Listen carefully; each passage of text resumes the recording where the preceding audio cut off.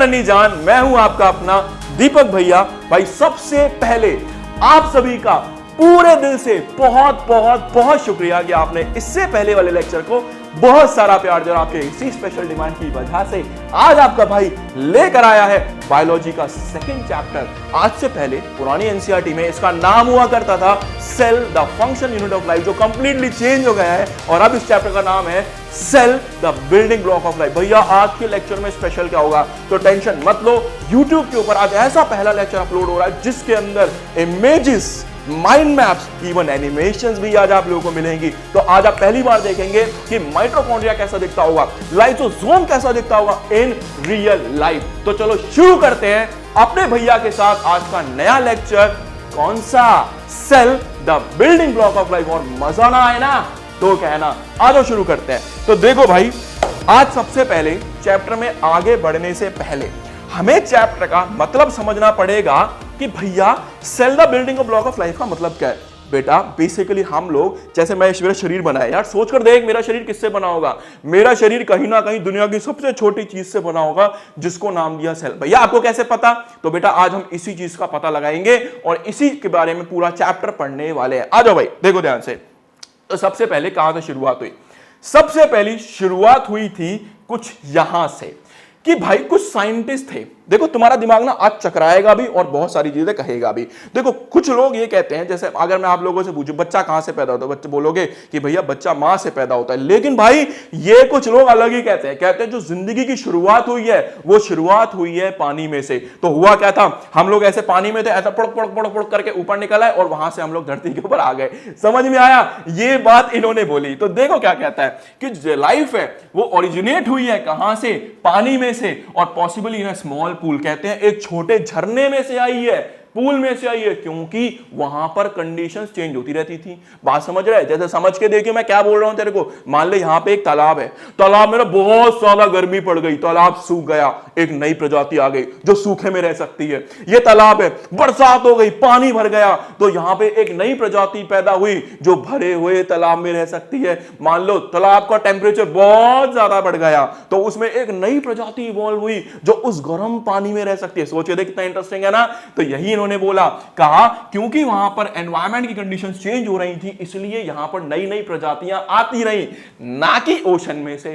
अबे खुद सोच के देखना, ओशन है, वहां पे ओशन, बहुत बड़ा ओशन है, उसमें मैंने क्या करा, मैंने कहा आज समर का मौसम, ओशन सूख जाएगा क्या? क्या वहां कंडीशन चेंज होती हैं? तो यही एक कारण था कि ओशन में से नहीं आई है। सारी जितनी भी चीजें हैं वो सारी की सारी कहां से आई है? पॉन्ड से आई है। तो हमारे भारत में लद्दाख में एक जगह है जिसका नाम है पुगा वैली। देख लो भाई, पुगा वैली आप लोगों को दिख रहा होगा।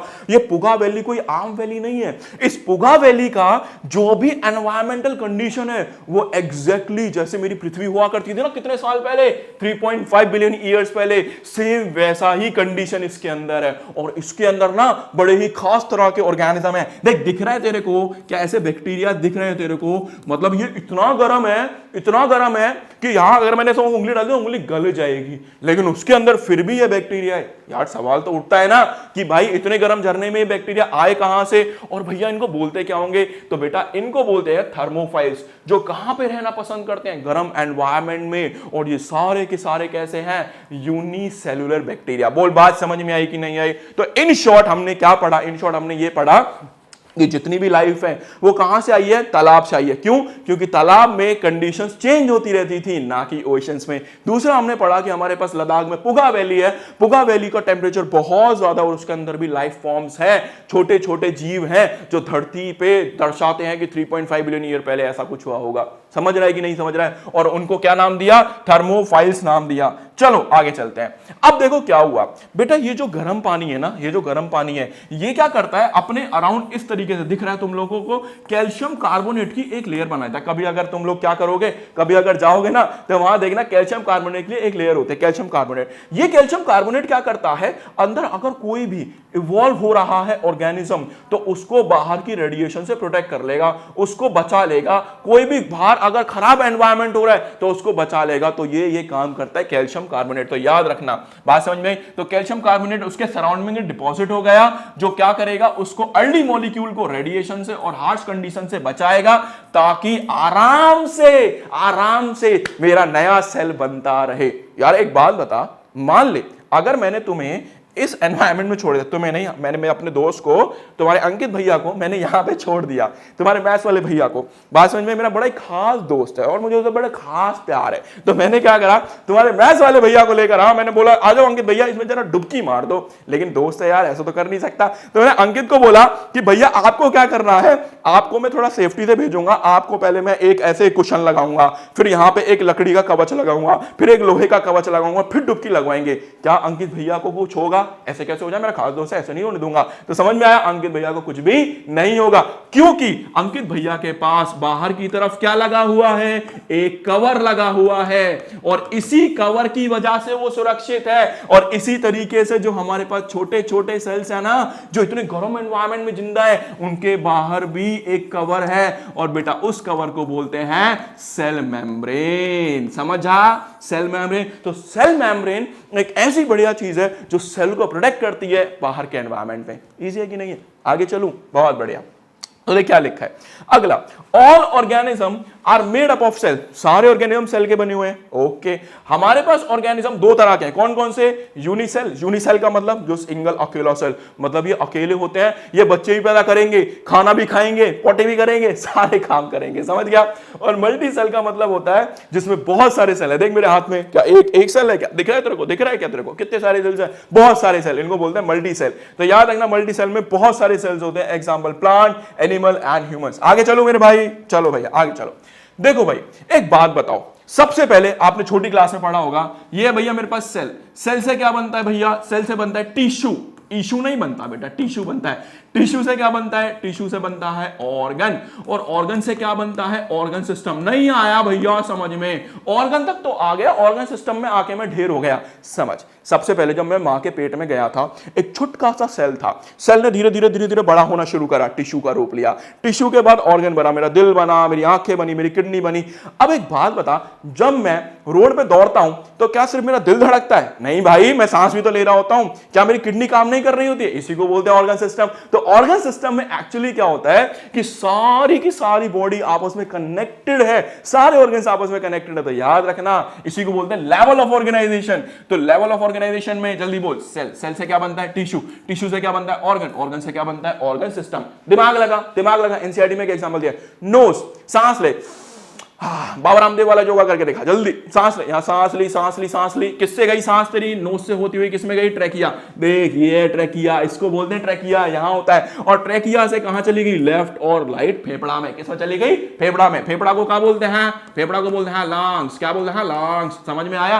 तो याद रखना, ऊपर से हवा आई और लेफ्ट और राइट में चली गई। क्या ये सब एक साथ काम कर रहा है? अगर तूने बोला कि भैया मेरी नोज अलग हवा खींचती है, फेफड़ा अलग हवा खींचता है, तो बेटा कैमरे में घुस के लगाऊंगा चमाट। तो ध्यान रखियो, ये सब एक साथ काम कर रहा है। और अगर अलग अलग काम कर रहा है तो बेटा धरती का आदमी तुम नहीं हो, तो याद रखिएगा, ठीक है? अगर धरती का आदमी हो तो तुम्हारा सारा सिस्टम एक साथ काम करेगा। तो जल्दी बता एग्जाम्पल में, रेस्पिरेटरी सिस्टम, नासल कैविटी का मतलब, नेसल का मतलब नोज, कैविटी का मतलब छेद, नाक के छेद, ठीक है? ओके। ट्रैकिया, ट्रैकिया का मतलब क्या हो गया? ट्रैकिया का मतलब ये ट्यूब। ट्यूब, ये ट्यूब जो है ना, इसको ट्रैकिया बोलता है। और अगला क्या है? लंग्स। तो लंग्स में क्या बोलेंगे? इनको बोलेंगे। और सारे मिलके एक साथ फंक्शन कर रहे हैं। आगे बात समझ में? ओके, आगे चलो। अगला देखो, even in complex organism the cell remain the fundamental structure of life. भैया कोई कितना भी खतरनाक ऑर्गेनिज्म हो, उसकी शुरुआत तो सेल से ही हुई है ना। समझ में आया? तो याद रखना, कोई कितना भी खतरनाक हो, बना तो सेल से ही होगा। ओके भाई, अब सवाल ये आता है भैया सेल दिखता कैसा है? सेल दिखता कैसा है? क्या ये मार्कर के जैसा दिखता है? क्या ये इस पानी की बोतल के जैसा दिखता है, या मेरे जैसा दिखता है, या आपके जैसा दिखता है? तो सेल दिखता कैसे होगा? तो ये सवाल जनरेट हो रहे हैं। दूसरा, इस सेल के अंदर क्या क्या होता होगा? क्या भैया ये आपस में बातें भी करते हैं? क्या भैया ये आपस में बच्चे पैदा भी करते हैं? तो ये सारे सवाल जनरेट हो रहे हैं अब हमारे माइंड में कि भैया सेल दिखता कैसा है। तो ध्यान से सुनियो, ध्यान से, पूरा ध्यान से, इतना भी ध्यान से नहीं सुनना, बहुत ध्यान से सुनना है, ठीक है? तो सबसे पहले, व्हाट आर कंपोनेंट्स? क्या क्या कंपोनेंट्स होते हैं? How do cell communicate? Cell बातें भी करते हैं क्या? क्या ये सेल इससे बातें कर रहा है कि भाई आज शाम को जैसे पापा सो जाएंगे, मैं 5 बजे आऊंगा, तू भी 5 बजे आ जाइयो, तो फिर दोनों एक गेड़ी मारने चलेंगे? तो ऐसा कुछ। डू सेल लिव फॉरएवर और डाई? क्या ये सेल जीवन भर जिंदा रहेगा? रहेगा? बेटा देखो जिंदा तो हम लोग भी नहीं रहेंगे, क्या ये सेल हमेशा जिंदा रहेगा? इस बात का तो जवाब आपके पास है। अगला, टिश्यू क्या होता है? Tissue is a group of cell जो सारे मिलके एक फंक्शन करेंगे। मेरे प्यारे बच्चे, एक बात बता मेरे को, तेरे से बचपन में एक डेफिनेशन पढ़ाई थी कि व्हाट इज सेल, आप बोल व्हाट इज टिश्यू, आप बोलते थे भैया it is a group of cell, it is a group of cell. भाई मेरे भाई ध्यान सुनियो, आंखें हैं, क्या आंख में एक सेल है? क्या आंख में बहुत सारे सेल्स हैं? ग्रुप ऑफ सेल हो गया। अब तुम्हारी आंख का एक सेल कह रहा है भाई मैं देखूंगा, एक सेल कह रहा है भाई मेरा मूड नहीं है, मेरे से बात मत कर, मैं नहीं देखूंगा, मेरी बुद्धि खराब है, मेरी गर्लफ्रेंड छोड़ के भाग गई है। समझ में आया? सेम दूसरा सेल कह रहा है कि देख यार मैं देखूंगा, इसकी गर्लफ्रेंड से मुझे कोई लेना देना नहीं है। तो दो सेल कह रहे हैं कि हम काम करेंगे, एक कह रहा है मैं काम नहीं करूं। तो सोच के देखो तुम्हारी आंखें कैसी टेढ़ी मेढ़ी चल रही होती। ऐसा नहीं है, इसलिए इस लाइन में एक करेक्शन की गई। क्या करेक्शन की गई? Which cause a similar function, मतलब आंख के सारे सेल एक ही काम करेंगे। मतलब अगर देख रहे हो तो देखना ही है, ये इनको समझा दिया, ठीक है? इसको बोलते हैं टिश्यू। आ जाओ भाई आगे चलते हैं।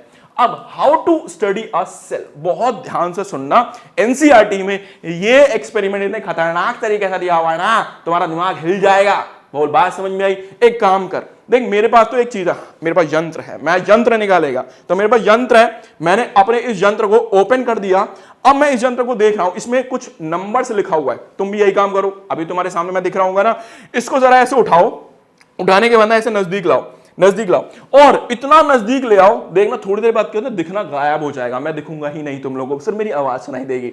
समझ पा रहे हैं कि नहीं समझ आ रहे? तो एक डिस्टेंस है जहां तक मेरी आंखें नॉर्मली देख सकती हैं और उसके बाद उस चीज को नहीं देख सकती, और उस डिस्टेंस को बोलते हैं कितना? 25 सेंटीमीटर। तो ये 25 सेंटीमीटर की एक डिस्टेंस है जहां तक मेरी आंखें प्रॉपरली देख सकती हैं। अगर उसके पहले लेके गए ना तो भाई कुछ ना दिखने वाला, सब ब्लर हो जाएगा। करके देख ले, बात क्लियर है कि नहीं है? दूसरा, आंखों के बारे में एक खास बात और पता चली। मान लो कि ये मेरा पेपर है, करके देखो, अभी पेपर निकाल, अभी पेपर निकाल और कर, मोबाइल में से निकाल, चाहे कहीं से भी निकाल, पेपर निकाल, जल्दी निकाल। देख अब क्या करना है। मान ले इस पेपर में मैंने ऐसे दूर दूर दो डॉट्स लगा दिए, लेकर दोनों डॉट अलग दिखेंगी। लेकिन वही डॉट अगर मैंने इतनी पास लगा दी, ऐसे चिपक के लगा दी, दिखनी चाहिए दो डॉट्स अलग अलग यहां पे चिपका के, और जैसे ही पेपर को ऐसे पास लाओगे ना, करके देख लो, दोनों डॉट ऐसा लगेगा दो नहीं है एक ही है। तो ये ध्यान रखना, जैसे जैसे ये पास आएगा ना, ये दोनों डॉट सिंगल दिखाई देंगी इसको। तो हमारी आंखों के साथ एक प्रॉब्लम है। प्रॉब्लम ये है कि अगर दो ऑब्जेक्ट्स, एक इधर और एक इधर, अगर वो 0.1 mm के डिस्टेंस पे हैं तो ही वो उनको क्लियरली देख सकती है, अदरवाइज नहीं देख सकती। अदरवाइज वो उनको एक समझ लेती है।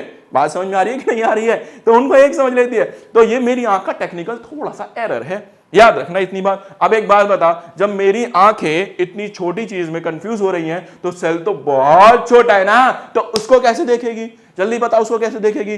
तो उसको देखने के लिए हम आविष्कार करते हैं नई नई चीजों का। तो हम लोगों ने आविष्कार किया किसका? माइक्रोस्कोप का। किसका आविष्कार किया? माइक्रोस्कोप का। क्यों? क्योंकि सेल एक्चुअली बहुत ही ज्यादा छोटा है, एक्चुअली बहुत ज्यादा छोटा है। तो देख ध्यान सुनना, देखो ध्यान से सुनना, होता क्या है, यहां पर इस पीस को बोलते हैं आई पीस। क्या बोलेंगे मेरे बच्चा? इसको बोलेंगे हम लोग आई पीस। बात समझ में आ रही है? आंखों का टुकड़ा नहीं है बेटा, आई पीस इस लेंस का नाम है। कहीं आई का मतलब भैया आंखें, पीस का मतलब टुकड़ा। तुम लोग बहुत दिमाग लगाते हो, तो आई पीस में ये मतलब आंखों का टुकड़ा। आई पीस का मतलब होता है एक्चुअल में जो ऊपर वाला हिस्सा है। दूसरा, ये जो दिख रहा है इसको बोलते हैं ऑब्जेक्टिव लेंस। तो ये क्या है हमारा? Objective lens. ये क्या है हमारा? आई पीस। दोनों के अंदर एक खास तरीके का लेंस का इस्तेमाल होता है, इसको बोलते हैं कॉन्वेक्स लेंस। बेटा भूलना नहीं, कौन सा लेंस? कॉन्वेक्स। ऐसे याद रखना, एक आदमी जिसका दोनों तरफ से पेट निकला हुआ है, तो उस लेंस को क्या बोलेंगे? कॉन्वेक्स लेंस बोलेंगे। तो यहां पर कॉन्वेक्स लेंस रखा जाता है, और यहां पर इसको बोलते हैं स्टेज, आगे बताऊंगा। और यहां पे हम अपना सैंपल रख देते हैं, और फिर हम ऐसे करके देख रहे होते हैं, और हमें सारी चीजें बढ़िया दिख रही होती हैं, एकदम जूम होकर दिख रही होती हैं। इसको बोलते हैं माइक्रोस्कोप। क्या कह रहा है? मुझे पता था भाई, मेरा फर्ज है तेरे को समझाना, और मैं अपने फर्ज से भागूंगा नहीं, ठीक है? हाँ मुझे पता है, तुम्हें पता है ये बात है, ठीक है? तो मोस्ट ऑफ द सेल जो होते हैं वो 0.1 mm के आसपास अगर छोटे हैं तो हमें दिखाई नहीं देंगे। नेकेड आई का मतलब होता है, ये शब्द का मैं प्रयोग नहीं कर सकता, नेकेड आई होता है, ठीक है? Scientist study cell using microscope. तो साइंटिस्ट ने क्या करा? सेल की जो स्टडी करी वो माइक्रोस्कोप की मदद से करी। और कॉन्वेक्स लेंस और कॉम्बिनेशन होता है इसमें ऑब्जेक्टिव और आईपीस का। मतलब यहां पे जो ऑब्जेक्टिव लेंस होगा और आईपीस होगा, उन दोनों में हम कौन से लेंस लगाएंगे? कॉन्वेक्स लेंस लगाएंगे, जो हमारी इमेज को क्या कर देगा? मैग्नीफाई कर देगा, बड़ा कर देगा। समझ में आया? ओके, अब देखो दुनिया के अंदर पहली बार एक साइंटिस्ट आए जिनका नाम था रॉबर्ट हुक। तो ये एक साइंटिस्ट है भाई यार, मतलब सोच के देख यार, एक ऐसा आदमी जो कौन सी सदी में आ रहा है, 1665 में आ रहा है, इसके पास कोई रिसोर्स नहीं है और इसने पहली बार अपने हाथ से माइक्रोस्कोप बनाया। देख माइक्रोस्कोप इसने खुद बनाया और इसकी मैग्निफिकेशन पता है कितना है, 200 से 300 गुना। मतलब ये एक इमेज को 200 गुना कर देगा। ऐसे समझ, मैं यहां पे खड़ा था तो मेरे को 200 गुना कर दिया, मतलब मेरे ऊपर 199 और लगा ले तो दीपक भैया इतना बड़ा दिखेगा, तेरे को इतना बड़ा दिखेगा। तो ये होता है 200 से 300 गुना। समझा? 200 से 300 गुना का मतलब समझ नहीं आ रहा तेरे को? एक बार मैं बोल दिया। हाँ देख, तो इसको क्या बोलते हैं, ये हमारे, इसको क्या बोलते हैं, ये हमारे साइंटिस्ट है, इनको क्या बोलते हैं, तो इनको बोलते हैं रॉबर्ट हुक। तो इनका नाम क्या है? Robert Hooke. रॉबर्ट हुक ने पहली बार अपने हाथ से माइक्रोस्कोप बनाया और किसके अंदर देखा? कॉर्क के अंदर देखा। अब आप बोलेंगे कॉर्क क्या होता है? देखो तुम लोगों ने वाइन तो देखी होगी, तो वाइन के ऊपर यहां पे एक ढक्कन लगा रहता है ऐसे लकड़ी का, उस लकड़ी को बोलते हैं कॉर्क। तो इन्होंने पहली बार वहां ऐसे कॉर्क को काटा, काटने के बाद अपने माइक्रोस्कोप में रखा और भाई अचंभा, इनको ये क्या कह रहे, ये क्या चीज है? तो इनको पहली बार अंदर की दुनिया दिखाई दी, जिसको इन्होंने नाम दिया सेल्स। ठीक है, आ गया समझ में? बहुत बढ़िया, आगे चलते हैं। सारी इमेजेस कराऊंगा बेटा, इमेजेस से बहुत क्लियर हो जाएंगी चीजें। अब देखो तुम्हारे स्कूल में, जिसको तुम्हारे स्कूल में बार बार बोलते हैं कि अगर टूट गया ना तो 5000 फाइन देना पड़ेगा, 2000 का माइक्रोस्कोप लाके 5000 का फाइन मारते हैं, वो यही माइक्रोस्कोप है। बात समझ में आ रही है? इसकी मैग्निफिकेशन भी ज्यादा नहीं है। तो याद रखना, पता नहीं क्या ड्रामा है, साला कांच टूट जाते 5000 का फाइन दे दो, है बॉटल टूट जाता 10,000 का फाइन दे दो, हमेशा बस फाइन ही फाइन मांगते रहते हैं। हाँ, लेकिन हम फिर भी तोड़ते हैं। तो हमारी तो हैबिट है ना, हम तो तोड़ेंगे भैया, ठीक है, हम थोड़ी ना रोकेंगे। तो याद रखना, लाइट माइक्रोस्कोप में यूज विजिबल लाइट। तो बेटा इसमें क्या करते हैं, अब समझो, ये है तुम्हारा आईपीस, आंखों का टुकड़ा, ये है तुम्हारा स्टेज। बेटा यहाँ पे हम चीजें रखते हैं, यहाँ डांस नहीं करते, तो इसको बोलते हैं स्टेज। यहाँ पे अवार्ड नहीं मिलता, यहाँ पे सैंपल रखा जाता है। क्या देख, छोटा सा एक हिस्सा दिख रहा है, ये गोलाकार, यहाँ पे लाइट आती है नीचे से। मेरे को अभी इसकी जरूरत पड़ेगी तो पूरे होश में सुन लियो, कहीं बाद में बोले भैया मेरे को समझ में नहीं आया। यहाँ पे ये सिर्फ इतने हिस्से में लाइट आती है ऐसे नीचे से, और यहां हम सैंपल रख देते हैं। ठीक है, और फिर हम इनको एडजस्ट करते हैं, cut cut cut cut cut cut घुमाते हैं और अपने हिसाब से सेल्स को देखते हैं। ठीक है, इसको बोलते हैं ऑब्जेक्टिव लेंस। मान ले अगर ये है 10, कितना है ये 10x, मतलब ये 10x जूम करता है। ये कितना x जूम करता है? 40x। अरे मोबाइल में नहीं देखा क्या? कैमरा चलाते हो ना, मोबाइल चलाते हो ना भाई, जूम कर 2x 4x, तो ऐसे ही हमें जूम करना है। तो ये हमारा 10x जूम करेगा, ये हमारा 40x जूम करेगा, तो ये हमारी पावर होती है। क्लियर है? तो याद रखना, ये क्या करेगा, बेटर मैग्निफिकेशन देगा एंड रेजोल्यूशन देगा। तो हमें क्या करेगा, जो भी हमारा सेल है ना उसको बहुत अच्छे से देखने में हेल्प करेगा और रेजोल्यूशन भी अच्छा होगा, क्लैरिटी भी बहुत ज्यादा बेहतर होगी। तो ये हमारा कौन सा माइक्रोस्कोप है? लाइट माइक्रोस्कोप, जिसको हम अपने स्कूलवा में यूज करता है। ठीक है भाई, जिसके लिए हमको भर भर के फाइन देना पड़ता है, जिसको टच करने से पहले मैडम ये बोलती है कि छूने का ना है, दूर से देखने का, खराब हो गया तो। ठीक है, तो इसको ऐसा बोला जाता है। टेंशन मत लो, मैं दिखाएगा तुमको लाइट माइक्रोस्कोप, मेरे पास है भाई, तू आ मेरे से मिलने, मैं तेरे को लाइट माइक्रोस्कोप दिखाएगा, तेरे को सैंपल दिखाएगा, घबराने का नहीं। ठीक है, हाँ यार, फिर भैया होने का क्या फायदा। चलो भाई देखो, let us estimate the size of a cell. भैया सेल ढूंढ लिया, सेल देख भी लिया, अब भैया सेल का साइज तो बता दो। भैया आपकी हाइट कितनी है? भाई मेरी हाइट है 5 फीट 8 इंचेस। ठीक है, तो ऐसे ही क्या सेल की भी अपनी कोई हाइट होती होगी? क्या हम उसको निकाल सकते हैं? फालतू बकवास, हट, मैं सिखाएगा तेरे को काम का चीज, क्या सीखना है इसको। देख भाई क्या करना है, बहुत ध्यान सुनिए बेटा, एनसीईआरटी में ना बहुत कुछ चीजें इतने खतरनाक दी हुई है ना, और जब तक मैं खड़ा हूं सारी चीजें मक्खन क्लियर कर दूंगा, तो टेंशन मत ले। मैं इतना कॉम्प्लिकेटेड ना पढ़ाने वाला तेरे को, मैं बहुत आसान पढ़ाएगा तेरे को, मजा आएगा तेरे को। तो देख मजा कैसे आएगा, बहुत ध्यान सुनना बच्चे, बहुत ध्यान से। हो सकता है थोड़ी सी चीजें कॉम्प्लिकेटेड लगे, बट मैं हूं ना, नहीं लगने दूंगा। ऐसे कैसे लगेंगे मेरे बच्चे को कॉम्प्लिकेटेड? हाँ तुम बोल दो कुछ भी, हाँ हम लगा देंगे, हम देखेंगे ना, आओ हमारे पास। देख बेटा, इसको बोलते हैं स्टेज। क्या बोलेंगे? स्टेज, जहां पे हम करेंगे डंसवा। तो यहां पे स्टेज हो गया। क्या तुमको ये छुटका सा होल दिख रहा है? हम अपना सैंपल सिर्फ इसी में रखेंगे, इसी होल के अंदर रखेंगे, क्योंकि नीचे ग्लास होता है। तो यहां ना ऐसे होल हो गया, इसके ऊपर हमने सैंपल रख दिया, नीचे से लाइट आ रही है, ऊपर से मैं देख रहा हूं तो मुझे क्लियरली दिखाई देगा। समझ में आया तेरे को? बहुत बढ़िया। अब आगे चल, अब आगे चल। देख मैं पहले से ये सब चीजें लिखकर बैठा हूं ताकि तेरे को दिक्कत ना हो। ध्यान से सुनियो बेटा, ध्यान से याद कर ले। 1 mm बराबर होता है 1000 माइक्रोमीटर के। क्या आपने स्केल देखा है सभी ने? स्केल में यहां पे रीडिंग होती है 1 सेंटीमीटर। 1 सेंटीमीटर में जो 1 2 3 4 5 6 ऐसे 9 लाइंस होती हैं, यहां पर ये है 1 mm। समझा 1 mm का मतलब क्या है? फील आया 1 mm का, और वो 1 mm किसके बराबर है? 1000 माइक्रोमीटर के बराबर है। समझा? तो इनको बोलते हैं माइक्रोमीटर। म्यू एम सिंबल है, म्यू एम। अब देख मेरे को एक बात बता, मान ले मैंने यहां से यहां तक, ये क्या चीज है? ये वाला गोला है। ये क्या तेरे को ये वाला गोला दिख रहा है? ये वाला गोला दिख रहा है, ये वाला गोला है। बोल समझा कि नहीं समझा? तो मैंने ये वाला गोला यहां पे बना लिया। आ गई बात समझ में? मैंने ये वाला गोला बना लिया। एनसीईआरटी कहती है कि जहां पे वो गोला दिख रहा था ना तुमको, उसको क्या करो, उसको ना स्केल से मेजर कर लो। मैंने मेजर कर लिया उसका डायमेंशन, तो मुझे पता चला भैया यहां से यहां तक उसकी जो लेंथ है वो है 5 mm। कितनी है? 5 mm। एनसीईआरटी कहती है उसको ना माइक्रोमीटर में चेंज कर दो, तो हमने क्या करा, उसको चेंज कर दिया। कितना कर दिया? 5000 माइक्रोमीटर। समझ गया? अरे 1 mm में 1000 है, तो 5 mm में 5000 होगा ना, तो यहां से यहां तक कितना हो गया? 5000 माइक्रोमीटर। अब कहता है कि अपना अनियन सेल जो भी तुमको लेना है उसको यहां पे रखना शुरू कर दो। तो हमने यहां पे उनको रखना शुरू कर दिया। कैसे बेटा? मतलब मैंने स्लाइस ली और स्लाइस को इस पे रख दिया, और यहां से मैंने गिनती शुरू कर दी, और गिनती करने पे मैंने देखा 1 2 3 4 5 6 7 8, मैं और बना लेता हूं। ऐसे कर करके यहां पे टोटल कितने सेल्स आ गए? 25। कितने आ गए? 25। मैं बना नहीं पाया, बना दूं नहीं तो तुम परेशान हो जाओगे, भैया मजा नहीं आया, 25 ही बनाओ भैया। नहीं भैया हमको 25 ही मांगता है, ले 25। 1 2 3 4 5 6 7 8 9 10 11 12 13 14 15 16 17 18 19 20 22 23 25 बन गए 25। समझ में आ गया? तो हमने कितने सेल बना दिए? 25 सेल। देखे तो मैंने जब यहां से यहां काउंट किया, टोटल सेल्स कितने दिखाई दिए? 25। यहां से यहां तक लेंथ कितनी है? 5000। मुझे एक सेल की लेंथ निकालनी है, तो 5000 को जरा 25 से डिवाइड कर दे, तो काटने के बाद कितना आया? 200 माइक्रोमीटर। कहने का मतलब यहां से यहां तक एक सेल कितना है, उसका साइज कितना है?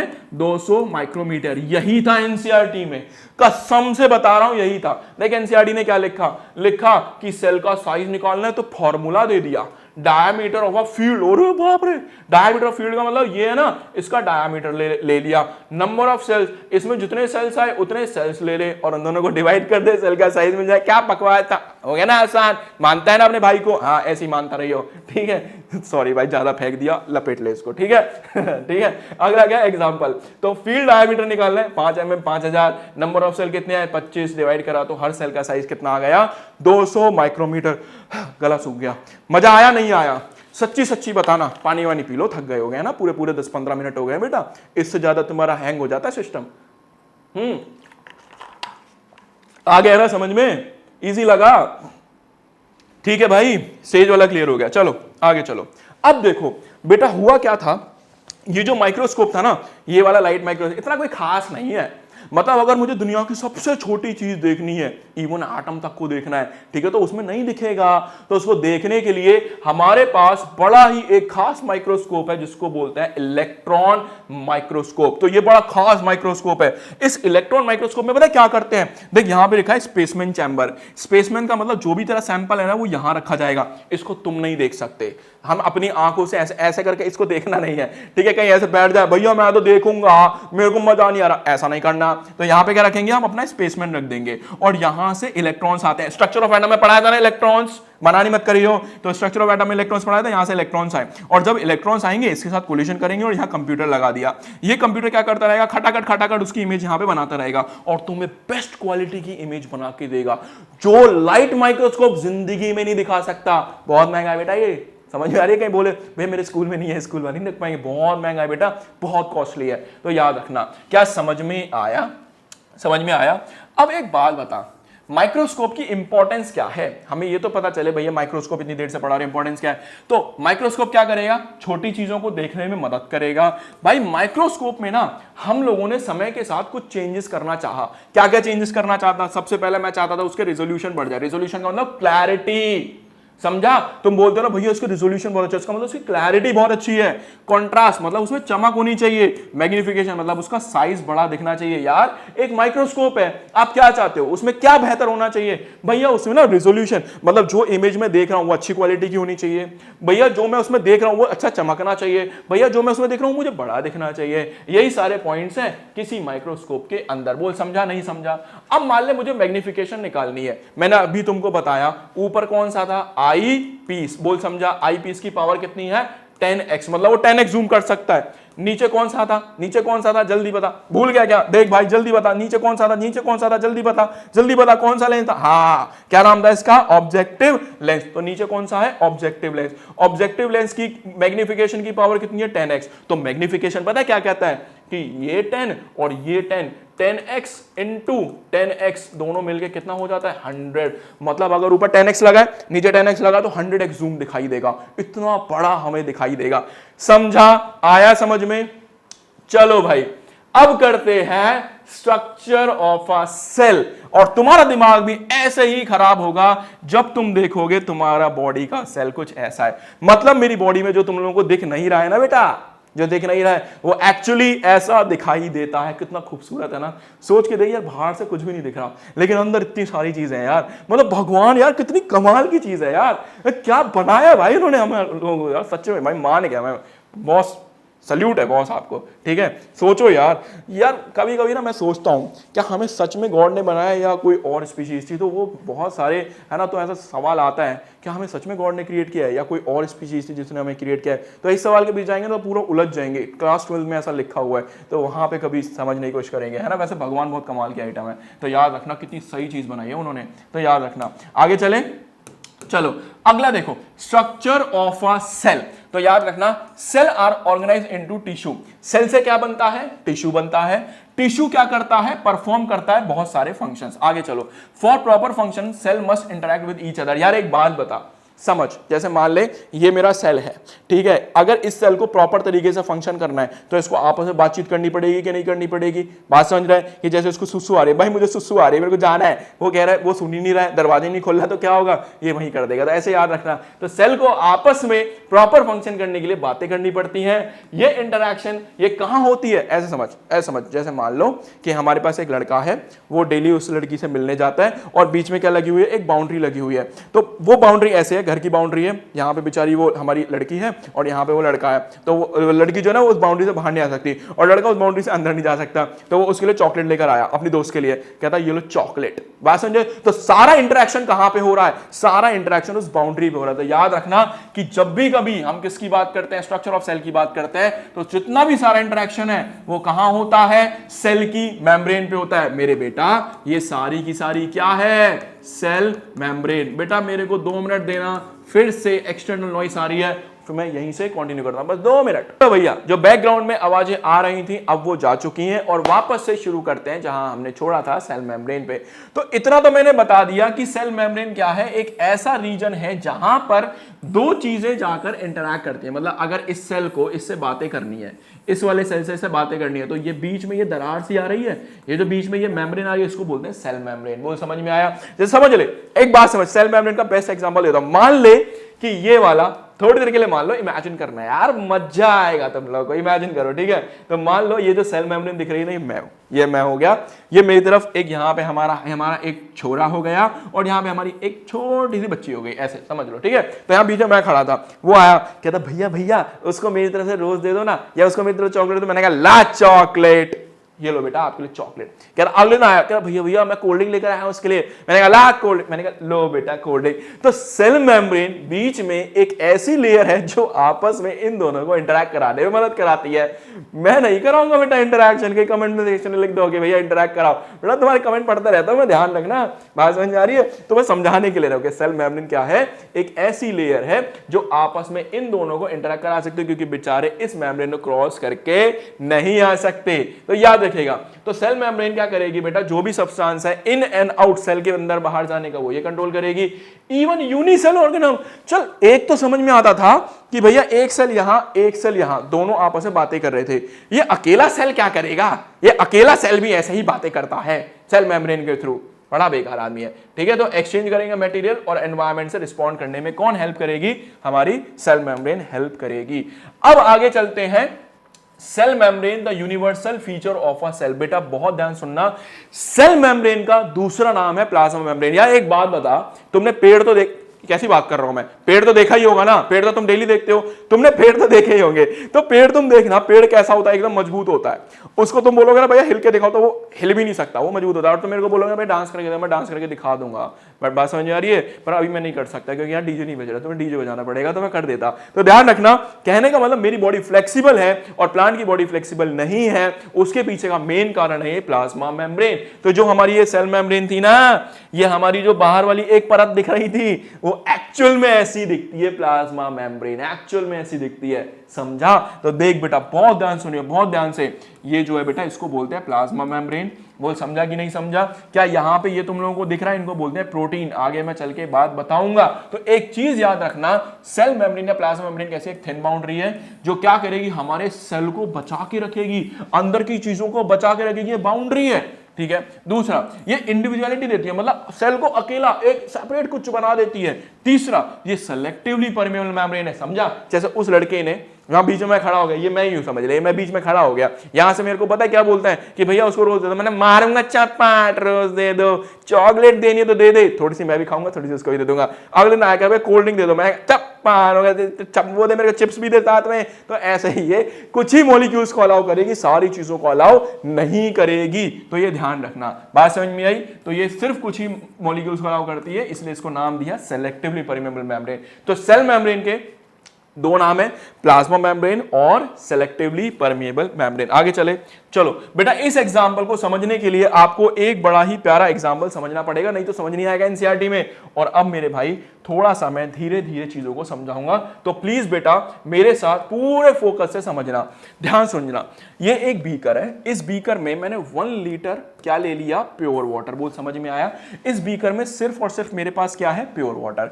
अब ध्यान से देख, ये मेरे पास एक बीकर है, इस बीकर में मैंने यहां से डाला वाटर और यहां से डाल दिया सॉल्ट। जल्दी बता, वाटर किस फॉर्म में होता है, लिक्विड, और लिक्विड को बोलते हैं सॉल्वेंट। क्या बोलेंगे, सॉल्वेंट, ठीक है। ये मेरा नमक है, नमक को बोलते हैं सॉलिड। नमक कैसा होता है, सॉलिड होता है, और सॉलिड को बोलते हैं सॉल्यूट। तो जब मैंने एक बीकर के अंदर यहां से पानी और यहां से नमक डाला, तो दोनों का एक मिक्सचर तैयार हुआ, और उस मिक्सचर को बोलते हैं सॉल्यूशन। समझा बेटा, समझा बेटा मैंने क्या बोला? तो ये जो रेड वाले हैं ना, ये सारे के सारे रेड वाले, ये सारे के सारे हैं सॉल्यूट, और ये जितने भी हमारा नीला नीला दिख रहा है, ये है हमारा सॉल्वेंट। तो जल्दी बता, सॉल्यूशन कैसे बनेगा? सॉल्यूशन बनेगा सॉल्वेंट प्लस सॉल्यूट से मिलकर। आ गया समझ में? अब मैं सॉल्यूशन की बातें करूंगा, ठीक है। चलो अब आगे देखो, होता क्या है, एक बात याद रखना कि कोई भी चीज कहां से कहां फ्लो करती है, from high concentration to low concentration. कहना क्या चाहते हो भाई, कहना क्या चाहते हो? बाथरूम में नहाते हो, खुले में नहाते हो? बाथरूम में नहाते हो क्या मेरे छोरा, है ना? ऐसे देखो तो क्या होता है, कहीं ऐसे कहीं भी पाइप मिला 3 इडियट की तरह नहाने लगे, बाथरूम में नहाया करो, है ना? ये ऐसी हरकतें मत करा करो, हमको अच्छा नहीं लगता है, ठीक है। तो देखो होता क्या है, जब तुम बाथरूम में नहा रहे होते हो, क्या तुमने पानी की टंकी ऊपर रखी हुई है, छत के ऊपर पानी की टंकी है, अच्छा ये नीचे हमारी बाल्टी है। जल्दी बता, बाल्टी में पानी ज्यादा है या टंकी में पानी ज्यादा है? अगर तुमने बोला बाल्टी में पानी ज्यादा है, तो बेटा मेरी बुद्धि खराब हो जाएगी, मैं बता रहा हूं साउथ का हीरो बन जाऊंगा फिर। तो ध्यान रखना, जल्दी बता पानी कहां ज्यादा है, पानी टंकी में ज्यादा है, बाल्टी में ज्यादा है, टंकी में ज्यादा है। तो याद रखना, पानी कहां से कहां आता है, यहां से यहां आता है, टंकी से पानी में आता है, और फिर तुम यहां पे नहा रहे हो। तो ये हमारा जो जमूरा है वो यहां पे आराम से बढ़िया बातिंग कर रहा है, आराम से नहा रहा है। किसी के घर ऐसा तो नहीं हो रहा कि कहीं बाल्टी से पानी ऊपर जा रहा हो? बेटा सच्ची बता रहा हूं, गलत घर में रह रहे हो। अगर बाल्टी से पानी टंकी में जा रहा है तो उस घर को आज ही खाली कर दो, क्योंकि धरती पे ऐसा हो ही नहीं सकता।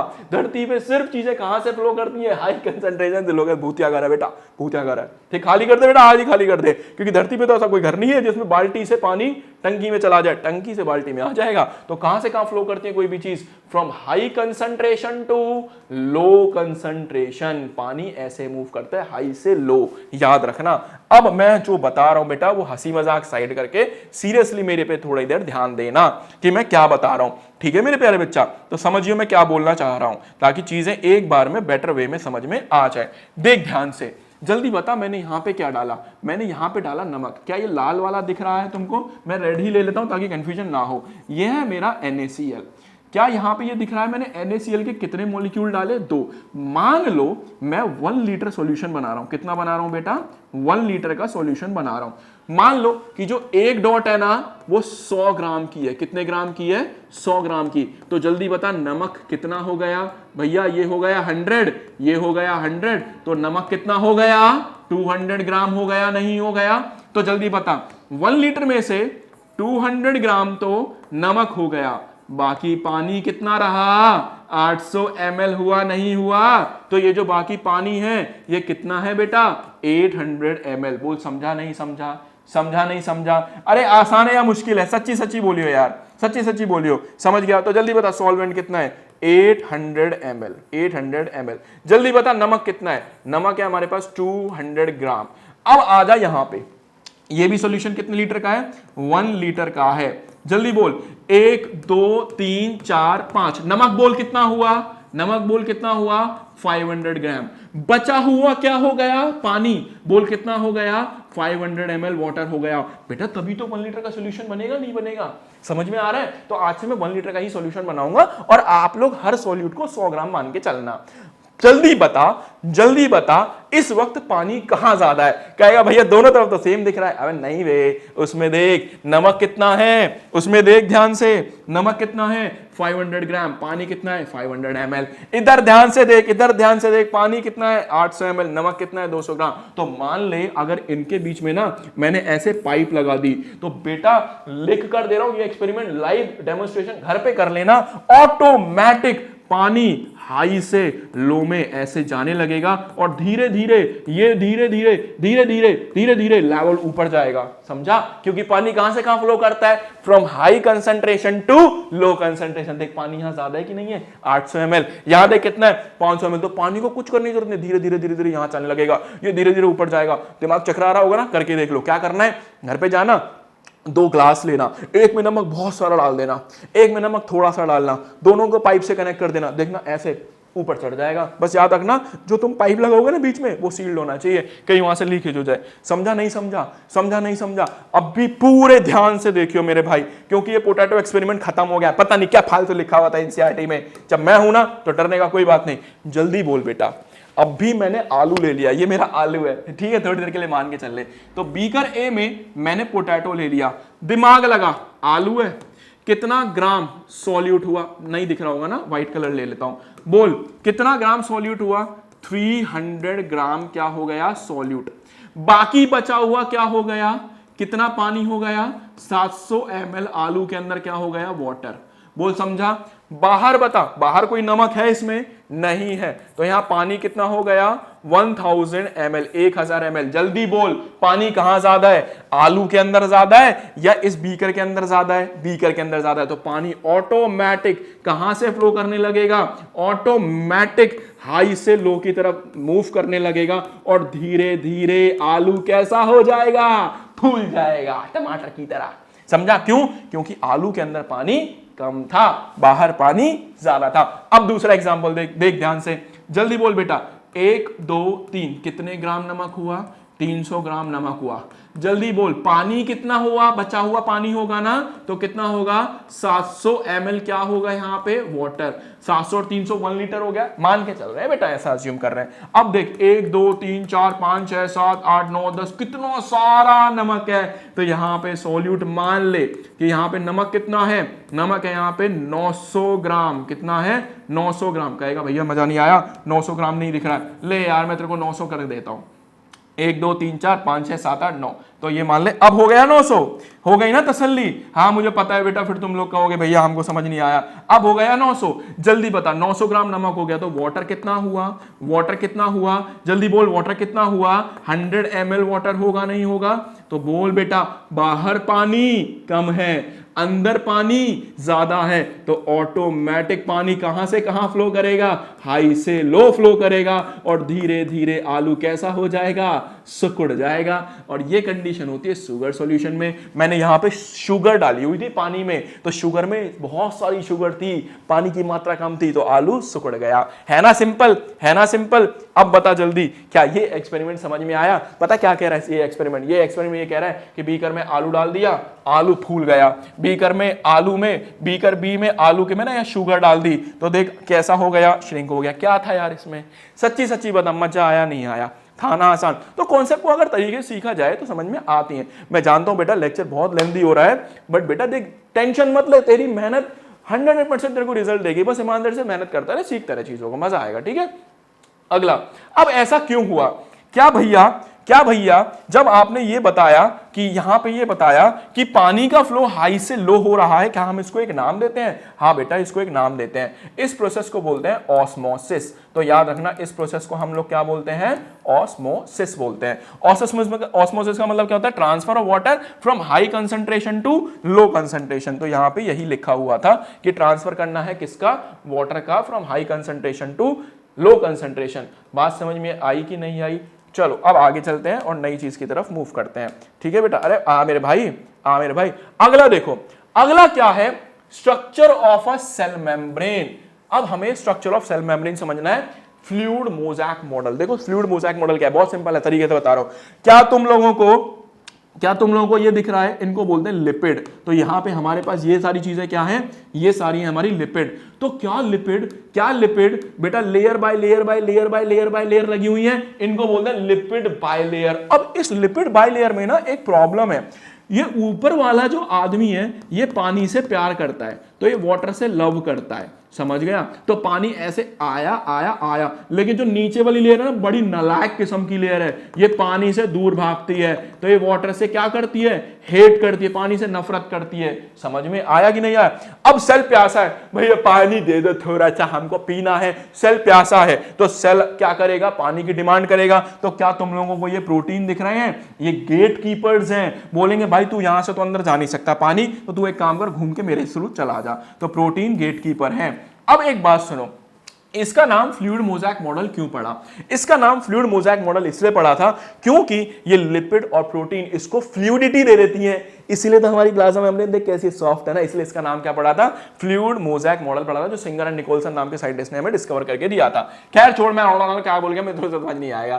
ठीक है, तो जल्दी बता, किसकी बनी होती है? लिपिड की बनी होती है और प्रोटीन की बनी होती है। लिपिड बायलेयर में हाइड्रोफोबिक, हाइड्रो का मतलब वाटर, फिलिक का मतलब क्या होता है? लव। तो ये ऊपर वाली लेयर कैसी है? हाइड्रोफिलिक, जो पानी से प्यार करती है, और नीचे वाली कैसी? हाइड्रोफोबिक, जो पानी से क्या करती है? जिसको पानी से डर लगता है। समझा? Lipid and protein can act में मेम्ब्रेन फ्लूइड, और लिपिड और प्रोटीन बना के क्या बना देते हैं? फ्लूइड बना देते हैं। इसलिए इसका क्या नाम दिया? Fluid mosaic model. और प्रोटीन क्या है? प्रोटीन हम लोग हैं, जो पानी को कहां कहते हैं? तो धीरे धीरे अंदर चला जा, क्योंकि इन्हीं चैनल के थ्रू जा सकता है।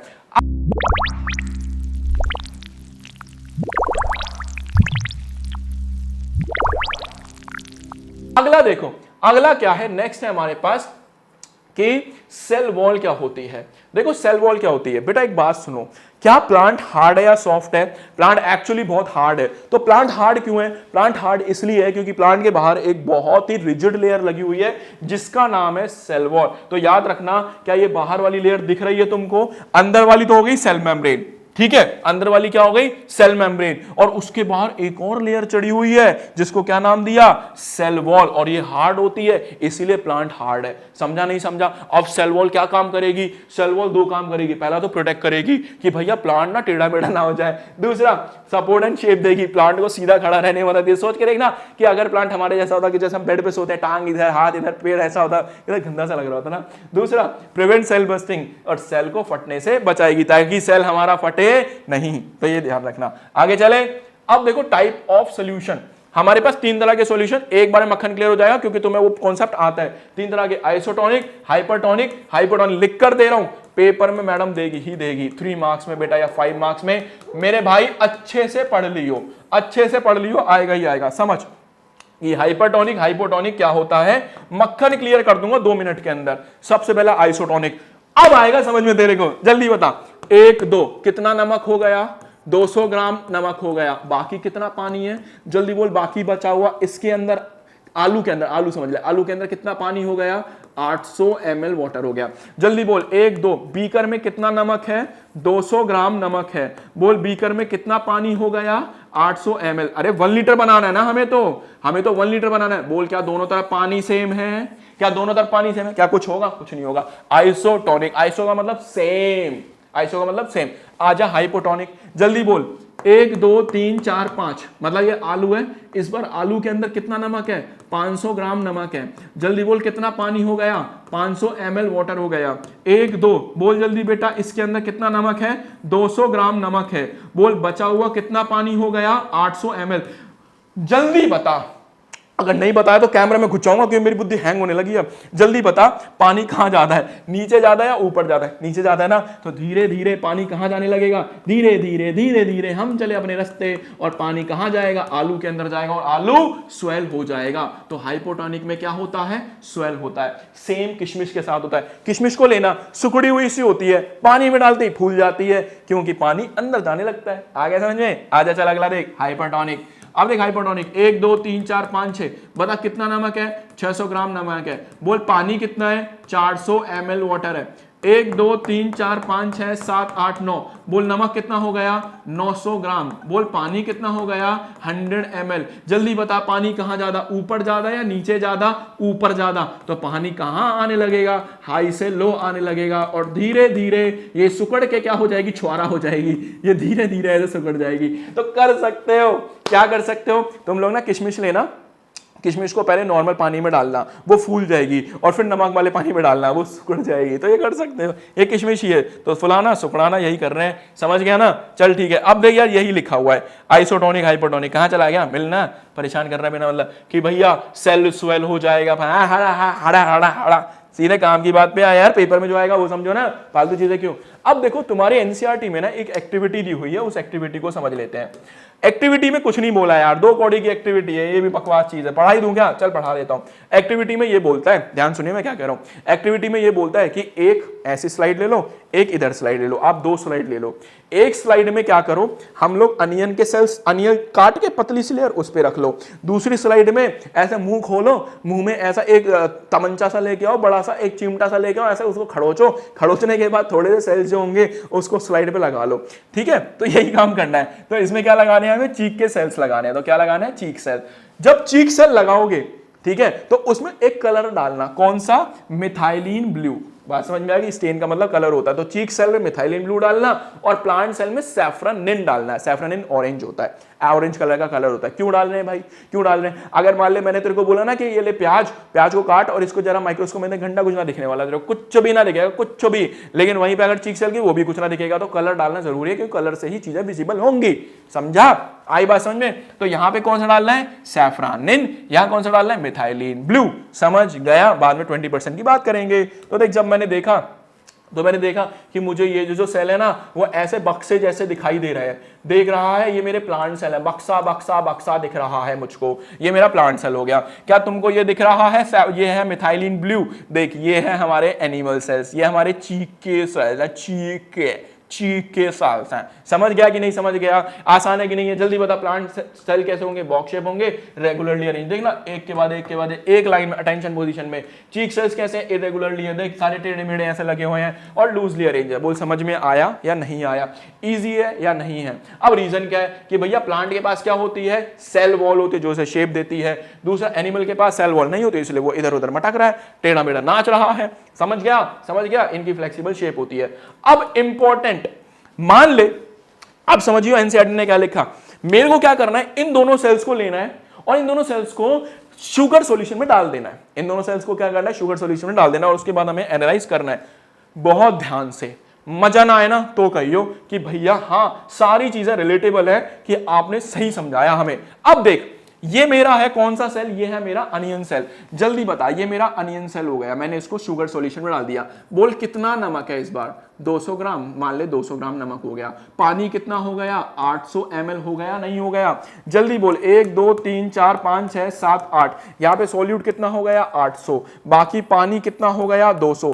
ये क्या है हमारे पास? शुगर सॉल्यूशन है बेटा। हमने शुगर सॉल्यूशन मतलब यहाँ पे चीनी डाली हुई है पानी में। अब बता, पानी कहाँ ज्यादा है? पानी सेल में ज्यादा है या यहां ज्यादा है? पानी ऊपर ज्यादा है, तो धीरे धीरे पानी कहां आने लगेगा? नीचे आने लगेगा, और ये बक्सा सुकुड़ के कैसा हो जाएगा? छुआरा हो जाएगा।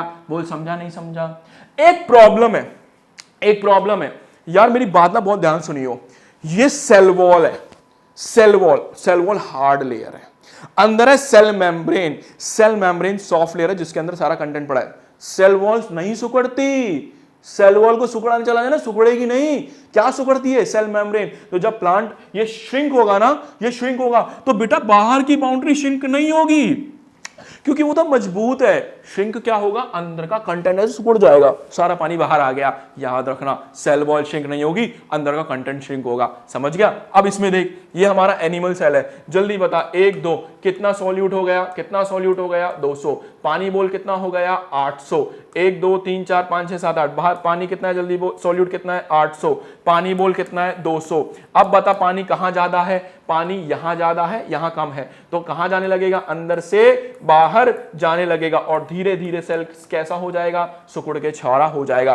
क्या इस बार पूरा सेल सिकुड़ेगा? क्या या भैया प्लांट के जैसा होगा कि मतलब बाहर से तो गया ही नहीं, अंदर अंदर सिकुड़ गया? ये पूरा सिकुड़ेगा। क्यों? क्योंकि इसका सेल वॉल नहीं है, इसके पास सेल वॉल नहीं है, तो पूरा ऐसे सिकुड़ के छुआरा हो गया। आई बात समझ में? यही मेरे बेटा यहां पे लिखी हुई है कि 20% डालने में प्लांट में cell wall remain same, cell wall same रहेगी लेकिन इनर कंटेंट सिकुड़ जाएगा। इस प्रोसेस को बोलते हैं प्लाज्मोलिसिस। लेकिन वही चीक सेल में ऐसा कुछ भी नहीं होगा, चीक सेल पूरा सिकुड़ेगा क्योंकि सपोर्ट नहीं है ना सेल वॉल का। बैठा दिमाग में? एनसीईआरटी का एक एक पॉइंट पढ़ा दिया बेटा, एक एक पॉइंट। अब देखो, अब खत्म करते हैं, फटाफट खींचेगा आप, क्योंकि सारा टफ जो था ना न्यू एनसीईआरटी वो पहले का ही था। ये पहले वाली सारी चीजें नहीं डाली गई हैं, उसमें पहले नहीं थी ये सब। अब देखो सेल वॉल समझते हैं। बता, सेल वॉल क्या होती है? अभी बताया, आउटर लेयर होती है, प्लांट को क्या करेगी? हार्डनेस और रिजिडनेस प्रोवाइड करेगी, शेप प्रोवाइड करेगी, फिटनेस और सीधा खड़ा रहने में मदद करेगी। और इसकी वजह से प्लांट मूव नहीं कर सकता क्योंकि ये एक रिजिड स्ट्रक्चर है, ये एक हार्ड स्ट्रक्चर है। आई बात समझ में? अब देख प्रॉपर्टीज ऑफ सेल वॉल की बात करते हैं। बेटा ये हार्ड तो है, लेकिन जब प्लांट को कुछ चाहिए होता है ना, जब वो भूखा होता है, प्यासा होता है, तो उससे चीजें अंदर बाहर जा सकती हैं, तो ये परमिएबल है। तो याद रखना, ये अंदर चीजें ले जा सकता है, बाहर चीजें ला सकता है। समझा या नहीं समझा? क्या और भी ऐसे ऑर्गेनिज्म जिनमें सेल वॉल होती है? हां जी, हमारे पास प्लांट में होती है, हमारे बैक्टीरिया में होती है, हमारे फंगस में होती है, इनमें भी सेल वॉल है। ये साले इसलिए मजबूत है, ठीक है, इसलिए जल्दी मरते नहीं है। समझा? अगला देख, अगला क्या है? The cell interior, the basic part of a cell. अब बेटा सिलेबस बहुत जल्दी खींचेगा क्योंकि अब सारा आसान चीजें बचा है। देखो ध्यान से भाई, मेरे कैमरे की बैटरी थोड़ी सी लो होने वाली है, जब तक चल रहा है चलाते, और फिर हमें लग रहा है हमको इसको चार्ज करना पड़ेगा। इसका दिमाग ना हैंग हो गया। मैं समझ रहा हूं, थक तो तुम भी गए होगे, थक हम भी गए। थोड़ा पानी पी लें क्या? पहले पानी हमारा खत्म हो गया है और अभी हमारे पास कोई है नहीं सुविधा उपलब्ध कि हमारे लिए कोई पानी ला दे। कोई नहीं, इसे चलाते हैं। पीना है क्या? पीना है क्या? बता देना यार, प्यास व्यास लगा कर देखो, बता दिया करो। भूख भूख लगा कर, सुसु पोटी कुछ भी आए मेरे को खुल के बोलो, टेंशन ना लो, मैं आऊंगा ना, तुम्हारी मदद करेगा ना ऐसा पानी पिलाने में, सुसु पोटी कराने में नहीं। हाँ ठीक है। तो अब देखो, most of cell has 3 component. किसी भी सेल के 3 मेन कंपोनेंट होते हैं। मतलब एक सेल जो तुमको दिख रहा है ना, ये 3 मेन कंपोनेंट होते हैं। पहला कौन सा है? पहला है प्लाज्मा मेम्ब्रेन, बाहर वाली लेयर। उसके अंदर क्या तुमको ये दिख रहा है? पानी पानी सा। देख, यही मैं कह रहा था कि नई नई चीजें दिखेंगी, इसको बोलते हैं साइटोप्लाज्म। और अंदर एक छोटा सा गोला बैठा है, इसको बोलता है न्यूक्लियस। क्या बोलेगा? न्यूक्लियस। तो जल्दी बोल, किसी भी चीज में 3 चीज होती है, प्लाज्मा मेम्ब्रेन, साइटोप्लाज्म और न्यूक्लियस। आई बात समझ में? आई बात समझ में? साइटोप्लाज्म एक फ्लूइड होता है जहां पर सारी चीजें तैर रही होती हैं, उसमें केमिकल रिएक्शन चलती है। न्यूक्लियस इस सेल का दिमाग है। जैसे मेरे शरीर का ये दिमाग है, ऐसी हर एक सेल का अपना एक दिमाग है। ये क्या है? न्यूक्लियस, इसका दिमाग। समझा? आगे चल। सेल ऑर्गेनेली क्या होती है?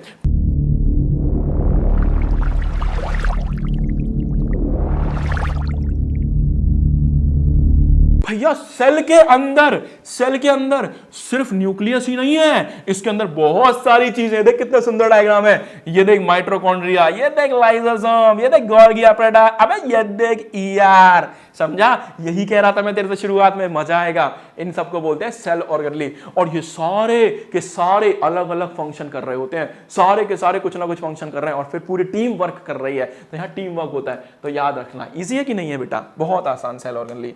आगे चलते हैं। अब देखो टाइप ऑफ सेल क्या होते हैं। हमारे पास 2 तरीके के सेल होते हैं।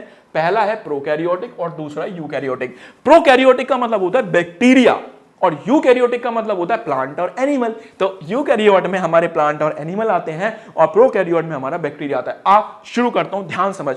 ये बैक्टीरिया है, क्या बैक्टीरिया के अंदर साइटोप्लाज्म है? देख, तो इसके पास कोई भी डिफाइंड न्यूक्लियस नहीं है। देख, क्या यहां तुम्हें न्यूक्लियस दिख रहा है? ये रहा न्यूक्लियस। क्या तुम्हें यहां न्यूक्लियस दिख रहा है? ये रहा। तो इनके पास डिफाइंड न्यूक्लियस है, इसके पास नहीं है। दूसरा, नो मेम्ब्रेन बाउंड ऑर्गेनिज्म, इसके पास कुछ भी नहीं है। ना इसके पास लाइसोसोम्स है, ना इसके पास ईआर है, ना इसके पास ये सारी चीजें हैं जो उनके पास है। देख, इनके पास क्या क्या है? इनके पास एंडोप्लाज्मिक रेटिकुलम है, माइटोकॉन्ड्रिया। एक लड़का ने 9वीं क्लास में पढ़ा था माइटोकॉन्ड्रिया, पता क्या कह रहा? मिटोचॉन्ड्रिया। तो ये मिटोचॉन्ड्रिया नहीं है, ये माइटोकॉन्ड्रिया है, कहीं मिटोचॉन्ड्रिया बोले इसको। ठीक है, तो जेनेटिक मटेरियल इज न्यूक्लियोइड। इसका जो जेनेटिक मटेरियल है, मतलब इसका ये जो चीज है, आगे बताऊंगा जेनेटिक मटेरियल, ये न्यूक्लियोइड है। और यहां पे जेनेटिक मटेरियल इसके अंदर है, न्यूक्लियस के अंदर छुप के बैठा हुआ है अंदर। ठीक है, most activity in the cytoplasm, यहां भी एक्टिविटी साइटोप्लाज्म में होती है और यहां भी साइटोप्लाज्म में होती है। सेल्स आर प्रिमिटिव, ये बहुत पुराने सेल्स हैं, तो प्रो प्रिमिटिव, कैरियन न्यूक्लियस। और इसका नाम क्या पड़ा? प्रोकैरियोट, पुराना न्यूक्लियस। इसका नाम यूकैरियोटिक क्यों पड़ा था? इसके अंदर क्या होता है? ट्रू न्यूक्लियस होता है। समझ गए बेटा? तो एनसीईआरटी में डायग्राम दिए हुए थे। आ गई बात समझ में? चलो आगे चलते हैं। Ready to go beyond, ready to go beyond, अपनी कल्पना शक्ति से थोड़ा सा आगे चलता हूं। ठीक है, तो हमारे पास एक चीज है साइटोस्केलेटन। देखो ध्यान से, एनसीईआरटी में नहीं दिखा, एनसीईआरटी में सिर्फ लिख दिया, डायग्राम से लेकर आया हूं, रात भर बैठ के बनाए सिर्फ तुम लोगों के लिए, कि ताकि तुम्हारे दिमाग में चीजें बहुत अच्छे सेट हो जाएं। क्या तुमको ये दिख रहा है? थ्रेड जैसा कुछ दिख रहा है, इसको बोलते हैं साइटोस्केलेटन। ये साइटोस्केलेटन पता क्या करता है? सेल को खींच के रखता है, सेल को शेप देता है, सेल को सपोर्ट करता है। समझा? तो सिंपल भाषा में याद रखियो, क्या करेगा? सपोर्ट देगा, साथ में शेप बना के रखेगा, साथ में सेल को मूव करवाएगा और साथ में इंटरनल चीजों को सपोर्ट देने का काम करेगा। और ये नॉर्मली नहीं दिखेगा। कहीं तू सोचा ना भैया वो 5000 वाला मेरे स्कूल के माइक्रोस्कोप में दिखा दो, उसमें नहीं दिखेगा। ये सारा का सारा कहां दिखेगा? इलेक्ट्रॉन माइक्रोस्कोप में दिखेगा। बैठा दिमाग में? अब देख, सेल इंक्लूजन क्या होती है। हमारे सेल के अंदर ना जो खाना है कुछ फॉर्म में स्टोर होता है। जैसे मेरी मम्मी जो किसान केचप है उसको पैकेट में स्टोर करके रखती है, ब्रेड को फ्रिज में स्टोर करके रखते हैं पैकेट्स में। ऐसे ही खाना कैसे स्टोर होता है? तो याद रखना, यहां पे जो स्टोरेज मटेरियल है वो स्टार्च है, कैल्शियम ऑक्सलेट है और सिलिका है। बेटा भूलना नहीं है, स्टार्च के फॉर्म में प्लांट में स्टोर होता है, कैल्शियम ऑक्सलेट क्रिस्टल्स के फॉर्म में स्टोर होता है और सिलिका के क्रिस्टल्स में स्टोर होता है इन सम प्लांट्स। भूलना नहीं, ये हमारी है सेल इंक्लूजन। तो सेल इंक्लूजन क्या होती है? जो खाना है ना वो हमारा देख स्टार्च के फॉर्म में, इन फॉर्म में स्टोर होता है। दिख रहा है तेरे को कैल्शियम ऑक्सलेट के क्रिस्टल्स? ये प्लांट ऐसे स्टोर करता है खाने को अपने अंदर, है ना कमाल की चीज। चल आगे चल, अगला देखो, how do eukaryotic cell need to be a cell organelle. भाई यूकैरियोटिक सेल को सेल ऑर्गेनली क्यों चाहिए? यार एक बात बता, अगर मैं यहां अकेला हूं क्या मैं सारे काम कर सकता हूं? तुम्हारे आज अंकित भैया मेरे साथ हैं और भी मेरे साथ 2-3 लोग हैं जो मिलकर आज तुम लोगों के लिए दिन रात काम कर रहे हैं। इसका मतलब मैं काम अकेले नहीं कर सकता। सेम हमारा ये सेल अकेले काम नहीं कर सकता क्योंकि जो बहुत सारे काम करने हैं, इसलिए इट रिक्वायर्स अ टीम। ये क्या रिक्वायर करता है? टीम को रिक्वायर करता है। तो देखो, यूकैरियोटिक सेल को बहुत सारे काम करने होते हैं और हर आदमी अलग अलग काम कर रहा है, अलग अलग सेल ऑर्गेनली। मतलब ये तो तुम्हारा मिटोचॉन्ड्रिया है ना, मिटोचॉन्ड्रिया माइटोकॉन्ड्रिया, ये अलग काम कर रहा है, लाइसोसोम अलग काम कर रहे हैं, ये अलग काम कर रहे हैं। समझा? They help in making material, वो कुछ चीजें बना रहे हैं, कुछ चीजें हटा रहे हैं। समझा बेटा? और ये सारे के सारे मिलके एक फंक्शन कर रहे हैं सिर्फ तुम्हें पढ़ाने का। ठीक है? And cell is a tiny factory, और जिसमें हर एक आदमी अपनी एक जॉब कर रहा है, इसलिए हमें क्या चाहिए? सेल ऑर्गेनली चाहिए। अगला देखो, न्यूक्लियस क्या होता है। बेटा बहुत ध्यान से सुनना, न्यूक्लियस सेल के अंदर छुपी हुई बड़ी छोटी चीज है। जैसे मेरे शरीर का अपना एक दिमाग है, ऐसे ही हर एक सेल का अपना एक दिमाग है, इसको बोलते हैं न्यूक्लियस। तो देखो बड़ा सुंदर डायग्राम लेकर आया हूं बेटा तुम लोगों के लिए। न्यूक्लियर करंट आ रहा है, अरे दादा, ठीक है, ये करंट कहां से आ गया भैया? बड़े जोर का झटका लगा हमको। या तो फ्रिक्शन होगा, फ्रिक्शन होगा, 12th में पढ़ाएंगे, फ्रिक्शन है, करंट नहीं है। ठीक है, तो यहां पे क्या है? ये हमारा न्यूक्लियस। तो याद रखना, ये हमारा, अब हम उसको छुएगा नहीं, तो ये है न्यूक्लियस। ठीक है, तो न्यूक्लियस के अंदर एक और चीज मिली, और न्यूक्लियस के अंदर एक छोटा सा चीज मिला, इसको बोलते हैं न्यूक्लियोलस। ध्यान से देखो, क्या न्यूक्लियस के पास 2 लेयर है, इसको बोलते हैं डबल मेम्ब्रेन। क्या इसके छोटे छोटे छेद हैं, इनको बोलते हैं न्यूक्लियर पोर। क्या बोलेंगे? Nuclear pore. तो इसको क्या बोलेंगे? Nuclear pore. तो न्यूक्लियस के अंदर एक छोटी सी चीज है न्यूक्लियोलस, और न्यूक्लियर डबल मेम्ब्रेन है, 2 लेयर है और साथ में छोटे छोटे छेद है। अब न्यूक्लियस करता क्या है? न्यूक्लियस ना यहाँ पे राइबोसोम बनाता है, कहीं पे लिखा होगा, देख क्या बना रहा है? राइबोसोम। एक बात बता, अगर ये लेयर बंद कर दूं और अंदर राइबोसोम राइबोसोम बने, क्या वो बाहर आ सकता है? तो इसलिए न्यूक्लियस के अंदर छेद होते हैं ताकि राइबोसोम इन छेदों से निकल के बाहर आ जाए। आगे बात समझ में, बाहर आ जाए। कितना आसान था ना। तो जल्दी बोल, न्यूक्लियस क्या है? एक डबल लेयर स्ट्रक्चर है। द मेम्ब्रेन हैज पोर, ताकि अंदर बाहर चीजें आ सके। न्यूक्लियोलस इसके अंदर होता है और राइबोसोम को बनाता है। समझ में आया? और राइबोसोम अंदर बाहर मूव करता है। समझ गया? तो ये हमारा सेल काम कर रहा है। अगला चलते हैं, क्रोमोसोम्स एंड डीएनए। बेटा बहुत ध्यान से सुनना। देखो एक्चुअल में क्या है, एक्चुअल में क्या है, ये मेरा है डना।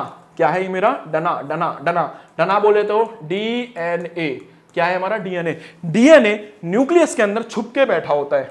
डीएनए न्यूक्लियस के अंदर दिख रहा है, ये दिख रहा है तुम लोगों को, ये सारा का सारा डीएनए है। और यही वो चीज है जो तुम्हें तुम बनाती है और हमें हम बनाती है। जैसे मेरी हाइट कितनी होगी ये डिसाइड करेगा, मेरी आंखों का रंग क्या होगा ये डिसाइड करेगा, आगे चल के प्यार होगा कि नहीं होगा ये भी वही डिसाइड करेगा। आई बात समझ में? हाँ भाई, दिमाग में बैठा।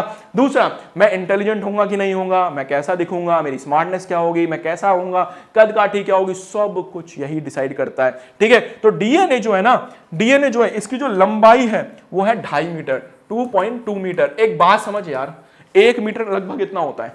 इतना बड़ा डीएनए एक ना दिखने वाले सेल के अंदर घुसा दे, कहां घुसाएगा रे? कैसे घुसा देगा? इतना बड़ा धागा ले, डाल इसमें, डाल भाई, डाल डाल डाल इसमें। डाल देगा क्या? नहीं डाल पाएगा ना। तो भगवान को पता था, तो भगवान को प्रॉब्लम आई कि भैया इतना बड़ा डीएनए में कैसे डालूं। तो भगवान ने क्या करा, उस डीएनए को लपेटा। कह रहा मैं डालूंगा। लपेटा लपेटा लपेटा लपेटा, और लपेटने के बाद एक स्ट्रक्चर बना दिया, इसको बोलते हैं क्रोमोसोम। तो बेटा कोई आपसे पूछे कि what is the difference between DNA and chromosome, आप बोलोगे both are same thing, both are same thing. बस दोनों का रूप अलग है, दोनों की फॉर्म्स अलग है, दोनों एक ही हैं, दोनों एक ही हैं। समझ गया? तो देख डीएनए लिपट रहा है, लिपट रहा है, लिपट रहा है, लिपट रहा है, और लिपटने के बाद क्या बन गया? बड़ा सुंदर एक बन गया जिसको बोलते हैं क्रोमोसोम्स। ठीक है? जब ये लिपट रहा होता है, जब ये लिपट रहा होता है तो लिपटते वक्त ना बीच में एक ऐसी स्टेज आती है, एक ऐसी स्टेज आती है, एक धागा, उस धागे में ऐसे मोती लगे हुए हैं जगह जगह पे, और इस स्ट्रक्चर को बोलते हैं क्रोमैटिन। क्या बोलेंगे बेटा? क्रोमैटिन बोलेंगे। तो याद रखना क्रोमैटिन एक बीच में स्टेज आती है, अर्ली स्टेज। तो याद रखना, क्या क्रोमोसोम एंड डीएनए मेरे प्रभु तेरे को क्लियर हुआ? अगर क्लियर होगा तो स्वयं प्रभु आपका बहुत बहुत धन्यवाद। मेरी जनता को समझ में आ गया, मेरे प्यारे बच्चे को समझ में आ गया। क्या क्रोमैटिन समझ में आ गया कि जब डीएनए लिपट रहा होगा तो बीच में एक स्टेज आएगी जिसको बोलते हैं क्रोमैटिन। क्या बोलेंगे? क्रोमैटिन। तो देख ले बेटा, देख ले बेटा मैं क्या समझा रहा हूं, एक बार पढ़ा देता हूं। न्यूक्लियस के अंदर क्या है? क्रोमोसोम। ठीक है? क्रोमोसोम क्या है? सारी इंफॉर्मेशन कैरी करता है, मतलब वो डीएनए है ना, तो सारी इंफॉर्मेशन कैरी करेगा। Made up of DNA and protein, उसके अंदर डीएनए प्रोटीन होता है। डीएनए का फुल फॉर्म क्या है? Deoxy ribo nucleic acid, paper में आएगा, जो हमारी सारी इंफॉर्मेशन को स्टोर करेगा। And functional unit of DNA is gene. अरे मेरे भाई, ये जीन का चीज आ गई। अब जीन का चीज है, देख भाई जीन का चीज है, ये है तेरा डीएनए, समझा? डीएनए से क्या बना? क्रोमोसोम। और क्रोमोसोम में यहां पे ऐसे स्ट्रक्चर्स लगे हुए हैं जिनको बोलते हैं जीन। क्या बोलेंगे? जीन। और जीन में ही लिखा होता है कि तेरी हाइट कितनी होगी, तेरा वेट कितना होगा, तेरी आंखों का कलर क्या होगा, सब कुछ ये होता है। इसलिए जीन को क्या बोलते हैं? फंक्शनल यूनिट ऑफ लाइफ बोलते हैं, फंक्शनल यूनिट ऑफ इनहेरिटेंस बोलते हैं। तो याद रखना, ये फंक्शनल यूनिट ऑफ इनहेरिटेंस है। समझ गया? समझ गया? है ना आसान? है ना आसान? चल, कोई भी समझ ना आए तो बेटा कमेंट सेक्शन में कमेंट करना, मैं रिप्लाई दूंगा। मैं हर बच्चे का रिप्लाई देता हूं, मेरे लिए आपकी इंपॉर्टेंस बहुत ज्यादा है बेटा, सच्ची बता रहा हूं। हर बच्चे का रिप्लाई देता हूं। लास्ट में अगर टाइम मिला तो मैं आपको कमेंट्स दिखाऊंगा, हर बच्चे का रिप्लाई दिया है। ठीक है? अब चलते हैं प्रोकैरियोट के बारे में। प्रोकैरियोट क्या होता है? जल्दी बोलो। प्रोकैरियोट का मतलब होता है बैक्टीरिया सेल। जल्दी बोल, क्या बैक्टीरिया के पास डिफाइंड न्यूक्लियस है? No well defined nucleus. क्या ये सिंगल, देख डीएनए दिख रहा है कैसा टेढ़ा मेढ़ा इसका, तो याद रखियो द सिंगल डीएनए होता है attach to protein located in the region called nucleoid. और इसको क्या बोलते हैं? इनको डीएनए को क्या बोलते हैं? इसके न्यूक्लियोइड। मतलब बैक्टीरिया के डीएनए को ना नाम दे दिया न्यूक्लियोइड, बस सिंपल। चल आगे चल। अब चलते हैं राइबोसोम।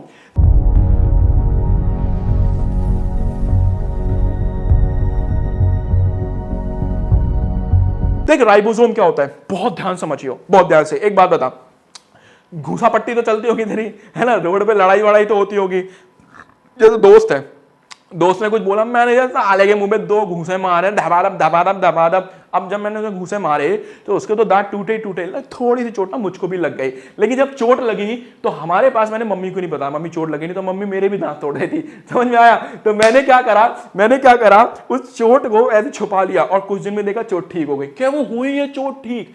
कैसे हुई है चोट ठीक? एक्चुअल में हमारा शरीर अंदर ही अंदर एक चीज बनाता है, इसको बोलते हैं प्रोटीन, और वो प्रोटीन यहां पे आके लगते हैं जो चोट को रिपेयर करते हैं। और वो प्रोटीन बनाता कौन है? वो प्रोटीन बनाता है राइबोसोम। तो देख राइबोसोम, ये एक बड़ा यूनिट एक छोटा यूनिट, ये डीएनए से, ये न्यूक्लियस से निकल के आया है, और देख क्या बना रहा है लगातार, ये प्रोटीन बना रहा है। टेंशन मतलब एनिमेशन में दिखेगा अभी तेरे को, बीच बीच में एनिमेशन आती रहेंगी। और ये क्या बना रहा है मेरे बच्चा? ये प्रोटीन बना रहा है जो यहां चाहिए। तो जल्दी बता, टाइनी स्ट्रक्चर है, फ्रीली साइटोप्लाज्म में घूमता रहता है, ईआर से अटैच होता है, बाद में बताऊंगा। मेन फंक्शन है इसका प्रोटीन, समझ गया? प्रोटीन बनाता है न्यूक्लियस, इसलिए तो इसको बना रहा था कि ताकि तेरी बॉडी में कोई दिक्कत ना आए, ताकि बॉडी में रिपेयर का काम चलता रहे, समझा? अगला देख, एंडोप्लाज्मिक रेटिकुलम। बेटा न्यूक्लियस के नजदीक में ना ऐसा कुछ एक स्ट्रक्चर होता है, इसको बोलते हैं ईआर। और जो न्यूक्लियस ये न्यूक्लियस हो गया, इसके पास में ऐसा स्ट्रक्चर है, इसको बोलते हैं एंडोप्लाज्मिक रेटिकुलम। यहां से क्या बनाया इसने? राइबोसोम, और राइबोसोम भाग के यहां चला जाता है एंडोप्लाज्मिक रेटिकुलम के पास। तो एंडोप्लाज्मिक रेटिकुलम क्या करता है? एंडोप्लाज्मिक रेटिकुलम हमारे लिए प्रोटीन और लिपिड बनाता है।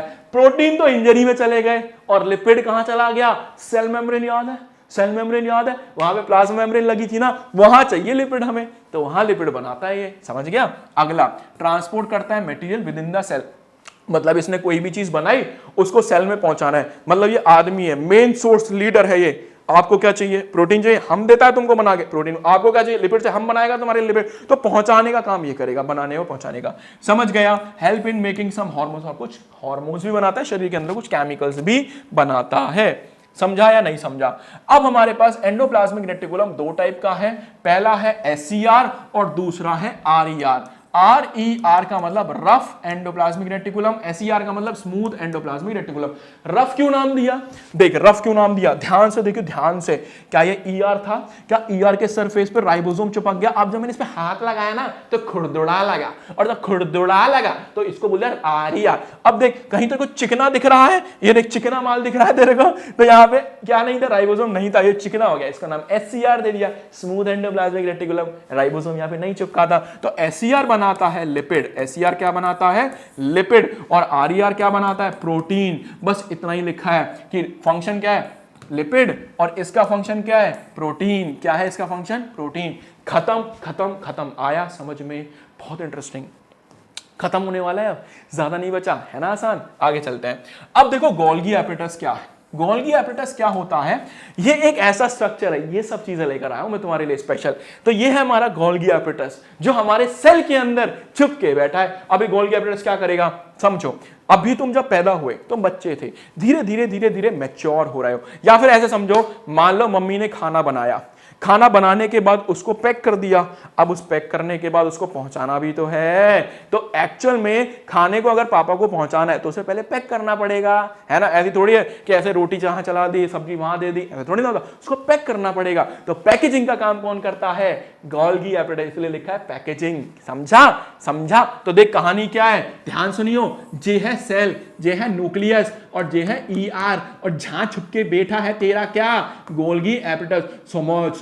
राइबोसोम यहां गया, इसने प्रोटीन बनाया। क्या बनाया? प्रोटीन। और प्रोटीन अभी इमेच्योर है, इसको पैक करना है। तो पैक करने के गोल्गी पे गया, क्या मुझे पैक कर दो, और यहां से इसने जैसे बोला पैक कर दो, यहां से निकल कर आ गया, और वो क्या हो गया? पैक हो गया, और पूरी जगह घूम रहा है ना इजी? तो जल्दी बता, गोल्गी एपेटस क्या करेगा? एक फ्लैटेंड सेल्स होते हैं, पतले पतले सेल्स होते हैं, वर्क विद ईआर के साथ वर्क कर रहे होते हैं। देखो उधर ईआर के साथ मॉडिफाई एंड पैकेजिंग, पैक कर रहे होते हैं। वेसिकल्स की फॉर्म में पैक करा, वेसिकल की फॉर्म में ट्रांसपोर्ट कर दिया। ये है वेसिकल्स, इनमें पैक होता है। इसी को बोलते हैं पोस्ट ऑफिस। पोस्ट ऑफिस क्यों बोलते हैं?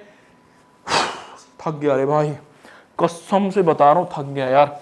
और ससुरा पानी भी नहीं है हमारे पास, और आसपास कोई है भी नहीं है, हम किसको बुलाने जाए? बहुत कष्ट है जीवन में, बहुत कष्ट है। ठीक है, समझ गया? तो ध्यान रखिए, इस तरीके से होता है। आगे चले। अब ये गोल्गी एपरेटस पहली बार एक साइंटिस्ट ने देखा जिनका नाम था कैमिलियो गोल्गी। उन्होंने बार्न आउल का यूज किया था। एनसीईआरटी में ये लिखा है बार्न आउल, अब ढूंढ ले बार्न आउल जाके, मैं इसलिए सारी चीजें सिंप्लीफाई कर रहा हूं। तो बार्न आउल ऐसा दिखता है, तो बार्न आउल के नर्व सेल्स निकाले, नर्व मतलब दिमाग के नर्व सेल्स निकाले, और उसमें पहली बार किसको देखा, पहली बार उन्होंने इस गोल्गी को देखा। जब तो इन्हें सम्मान दिया नहीं, जब ये चले गए बेचारे, तब इनके सम्मान में इसका नाम गोल्गी एपरेटस रखा। क्योंकि उस टाइम पे जब गोल्गी बोल रहे थे ना कि भाई गोल्गी एपरेटस रख दो, गोल्गी एपरेटस रख दो, तो है ना, तो सबने बोला कहां है दिखाइयो हमें, कहां है दिखाइयो, माइक्रोस्कोप तो थे नहीं। तो बेचारा कैमिलियो गोल्गी कहते ठीक है भाई मत रखो, मेरा आ गया मैं तो चला ठीक है, तो चले गए। तो बाद में इनके सम्मान में इसका नाम क्या रखा था, गोल्गी रखा था। तो याद रखना, यहाँ पे लिखा हुआ है name in his honour Golgi apparatus. ठीक है बेटा, तो ये गोल्गी भैया बहुत स्मार्ट आदमी है।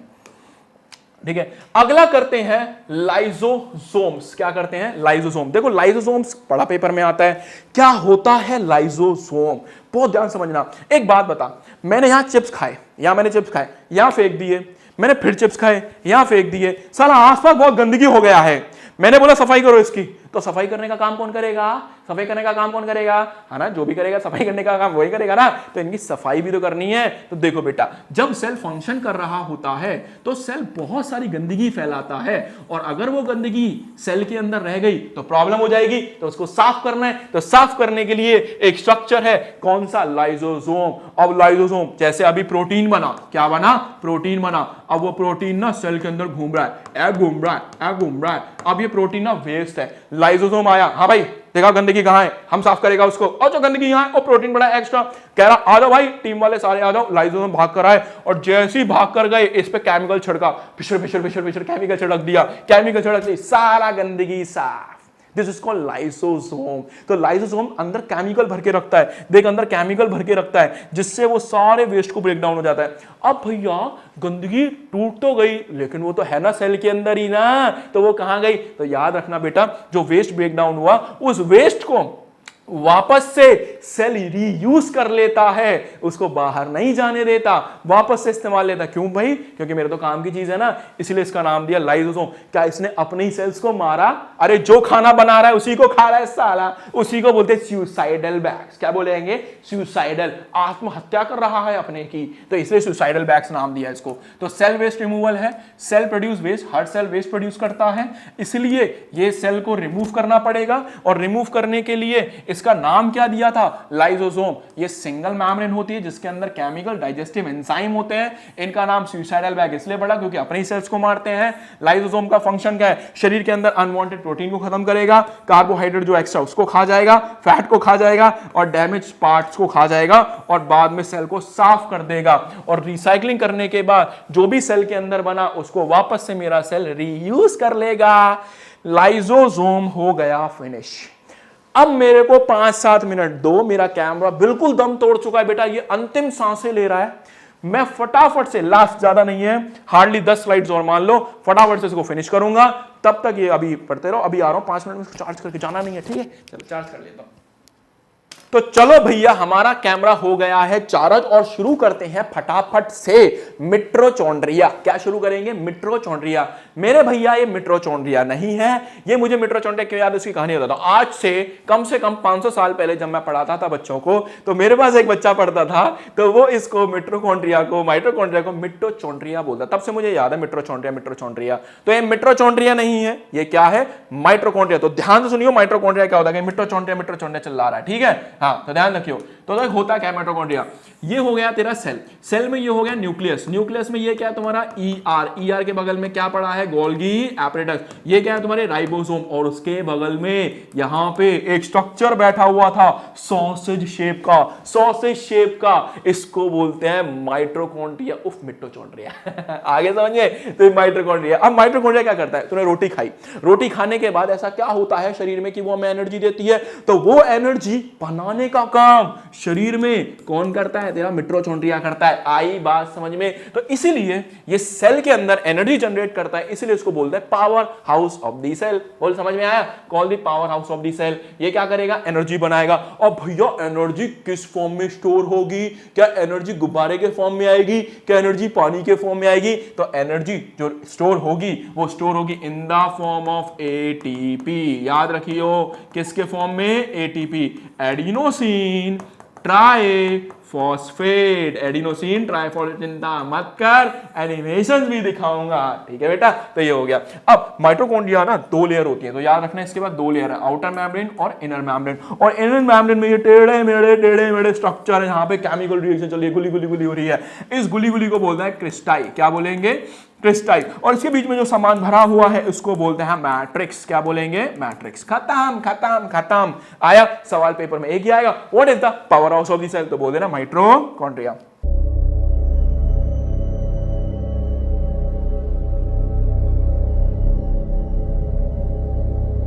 ठीक है। अब देखो, वो था तुम्हारे भैया का डायग्राम और ये तुम्हारी एनसीईआरटी का डायग्राम, तो कौन सा था बेस्ट है ना? तो याद रखना ये चीज, बहुत टाइम लगा बेटा बनाने में, सच्ची बता रहा हूं। तो देख, एनर्जी प्रोडक्शन करता है एटीपी। अब एटीपी का फुल फॉर्म क्या है? Adenosine triphosphate. एटीपी जो है वो एनर्जी करेंसी है, सेल में एनर्जी है। दूसरा, हर आदमी जब भी कोई काम करेगा तो इस एनर्जी को इस्तेमाल करेगा, एटीपी को इस्तेमाल करेगा। Function for cellular respiration. भैया सेलुलर रेस्पिरेशन क्या होती है बेटा? जब सेल कोई काम करता है तो उसको एनर्जी चाहिए होती है, तो इसको बोलते हैं सेलुलर रेस्पिरेशन। रेस्पिरेशन आगे पढ़ाऊंगा 10th क्लास में, चिंता मत कर डिटेल में। तो वहां पर ग्लूकोज का ब्रेकडाउन होता है। क्या होता है? रट्टा मार ले मेरे भाई, सब मत समझ। ग्लूकोज का ब्रेकडाउन 10वीं क्लास में, रेस्पिरेशन चैप्टर छोड़ दे, बस इतना याद रखियो। चल मेरे भाई, अगला आता है प्लास्टिड। क्या आता है? प्लास्टिड। देख प्लास्टिड क्या होते हैं, सोच समझ के देख मेरे बच्चा। ये हमारी हो गई लीफुआ। लीफुआ में इसका जो कलर होता है वो कलर होता है ग्रीन। क्या होता है? ग्रीन। तो ग्रीन कलर क्यों आता है? जब मैंने ना लीफ को जूम करा तो लीफ के अंदर बड़ा खास स्ट्रक्चर दिखाई दिया और इसको बोला क्लोरोप्लास्ट। क्या बोला?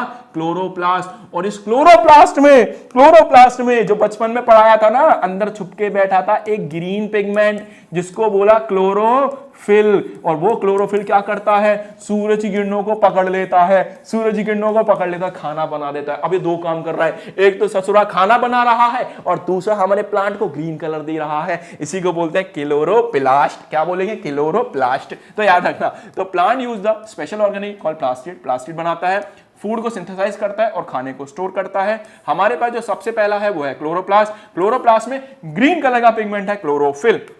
समझ में आया? ये डबल मेम्ब्रेन बाउंड है। डबल मेम्ब्रेन का मतलब देख, एक ऊपर लेयर और एक नीचे लेयर, 2 लेयर होती है इसमें, आउटर लेयर और इनर लेयर।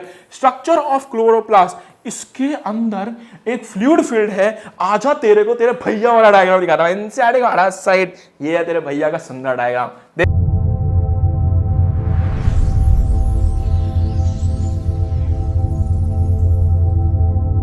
देख रहा है कितनी मेहनत से बनाया हमने इसको, देख ध्यान से। अब देख कितनी लेयर है, जल्दी बता। 2 लेयर है। ये डिस्क जो दिख रही हैं एनसीईआरटी में दिखाया, इनको बोलते हैं ग्रेना। और इन ग्रेना के अंदर यहां पे छुप के बैठा है क्लोरोफिल, जो क्या करता है? जब धूप आती है ना, उस धूप को खा जाता है और खाने के बाद क्या बनाता है? ग्लूकोज। और उस ग्लूकोज को, ये लिक्विड सा दिख रहा है तुम लोगों को, इसको बोलते हैं स्ट्रोमा। क्या बोलेंगे? स्ट्रोमा। और इस स्ट्रोमा में उस ग्लूकोज को स्टोर करता रहेगा, खाने को अंदर भरता रहेगा। ऐसे काम करता है क्लोरोप्लास्ट। आई बात समझ में? क्या क्लोरोप्लास्ट पूरा क्लियर हो गया? क्या स्ट्रोमा क्लियर हो गया? डबल मेम्ब्रेन क्लियर हो गया? है ना इंटरेस्टिंग? डायग्राम में बहुत चीजें आसान हो जाती हैं। मजा आ रहा है या नहीं आ रहा है? मजा आना चाहिए। तो ध्यान रखना है, क्या करेगा? कैप्चर करेगा लाइट को और एनर्जी बनाएगा, ग्लूकोज को स्टोर करेगा। सिमिलैरिटी विद बैक्टीरिया किसी काम का नहीं है, हटा दो। बकवास है, किसी काम का नहीं है। अब देखो अदर प्लास्टिड। क्या भैया क्लोरोप्लास्ट के अलावा क्या और भी कोई क्लोरोप्लास्टिड्स होते होंगे? हाँ बेटा, आप लोगों ने टमाटर खाया है। टमाटर किस कलर का होता है? टमाटर का गधा ज्यादा लग रहा है, तो टमाटर का कलर क्या होता है? रेड। क्या आपने बैंगन खाया है? ये बैंगन है या आम है? सॉरी, आपने आम खाया है, मैंगो, मैंगो का कलर क्या होता है? येलो। भैया ये येलो बचपन में हम ऐसे ही आम बनाते थे, इससे अच्छा आम मैं बना भी नहीं सकता। क्या आपने आम खाया है? तो आम का कलर पीला कैसे हुआ? हरी मिर्च हरी कैसे हुई? टमाटर लाल कैसे हुआ? बैंगन बैंगनी कैसे हुआ? समझ में आ रही है? तो इसका जवाब मिलेगा अब। तो हमारे पास दो तरीके के प्लास्टिड और हैं, पहला है क्रोमोप्लास्ट और दूसरा है ल्यूकोप्लास्ट। देखो क्रोमोप्लास्ट के अंदर जो पिगमेंट होते हैं ना वो कलर्ड होते हैं, मतलब क्लोरोप्लास्ट में अलग कलर, अलग अलग कलर से भरा होगा, जिससे ये क्या करेगा? ब्राइट कलर देगा फूलों को और फ्रूट्स को, ताकि इस पे कीड़े आकर बैठ सकें। बाद में बताऊंगा कीड़े क्यों आते हैं। अभी कुछ दिन में सेक्सुअल वाला चैप्टर आया तो मेरा फेवरेट, तब पढ़ाने वाला हूं, 2 दिन में आ जाएगा। Help in fruit dispersed by the animal, तो ये काम करेगा। ठीक है बेटा, तो याद रखना ये कलरफुल पिगमेंट है, दैट्स इट, इतना याद नहीं करना। अगला ल्यूकोप्लास्ट क्या होता है? क्या ये तुमको दिख रहा है? इसमें कोई कलर है? नहीं है, इसलिए इसको क्या बोलते हैं? कलरलेस प्लास्टिड बोलते हैं। और ये प्लांट के अंदर क्या स्टोर करती है? ये प्लांट के अंदर स्टार्च स्टोर करती है, ऑयल स्टोर करती है, प्रोटीन स्टोर करती है, इसलिए इसका नाम क्या पड़ा था? ल्यूकोप्लास्ट, कलरलेस प्लास्टिड, क्योंकि ये सिर्फ इन चीजों को स्टोर करते, कोई कलर वलर नहीं देती। आ गया समझ में? आजा मेरे बच्चा आगे चल। अब देख क्या है वैक्यूल्स। वैक्यूल क्या होता है? क्या प्लांट के अंदर ये दिख रहा है बड़ा सुंदर सा डायग्राम दिख रहा है, इसको बोलता है वैक्यूल। और वैक्यूल के अंदर ये सारा का सारा भरा हुआ है पानी। इसको हिंदी भाषा में मैडम चिल्ला चिल्ला के बोलेगी सैप। सांप नहीं बोलेगी, सांप नहीं बोलेगी, सैप बोलेगी, तो इनको मैडम सैप बोलेंगी।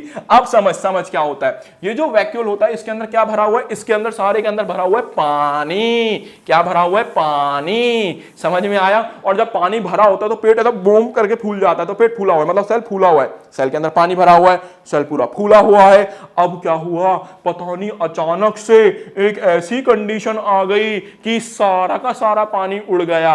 अब कहां से उड़ गया? एकदम से क्या हुआ? यहां कोई प्लांट था बेचारा ना, वो धूप ज्यादा पड़ गई, सूखा पड़ गया। तो तुमने देखा होगा ऐसी कुछ हालत हो जाती है प्लांट की, मुरझा जाता है इसको। अब देखो ऐसा क्यों हुआ? ऐसा इसलिए हुआ, जब भी कभी सूखा पड़ता है तो ये जो प्लांट के अंदर हमारा वैक्यूल जिसमें पानी भरा है बेटा, ये सारा पानी लॉस हो जाता है। और जब पानी लॉस होगा तो आदमी सुगड़ता चला जाएगा। समझ में आ गया? इसी को बोलते हैं वैक्यूल। तो याद रखना मैं क्या बता रहा हूं, कुछ अंग्रेजी भाषा के पॉइंट्स लिखे हैं। एक लार्ज कैविटी होती है जिसको वैक्यूल बोलते हैं, ये सिंगल लेयर्ड होती है, इसके अंदर वाटर भरा होता है। समझ गया?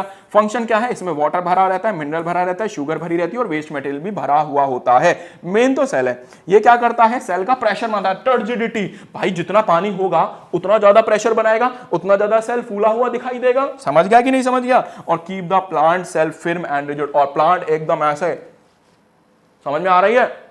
ऐसे एकदम रिजिड बन के रहेगा। ठीक है, तो देख लो अब जब क्या हुआ, सडनली क्या हुआ बेटा, जब धूप बहुत ज्यादा हो गई तो प्लांट ने क्या करा? सारा पानी ऊपर उड़ा दिया, सारा पानी निकाल दिया।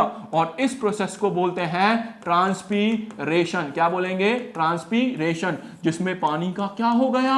लॉस हो गया वाटर का। भूलिए मत, लॉस ऑफ वाटर, ट्रांसपीरेशन। और बेचारा ये सूख गया। तो याद रखना विल्टिंग ऑफ प्लांट क्यों होता है? जब वैक्यूल पानी को लूज कर देता है, जब सेल ये हो जाता है। ठीक है, आगे समझ में? Okay. Vacuole in animal cell के अंदर वैक्यूल नहीं होता, लिखा हुआ है बट ऐसा नहीं है। एनिमल सेल के अंदर वैक्यूल नहीं है।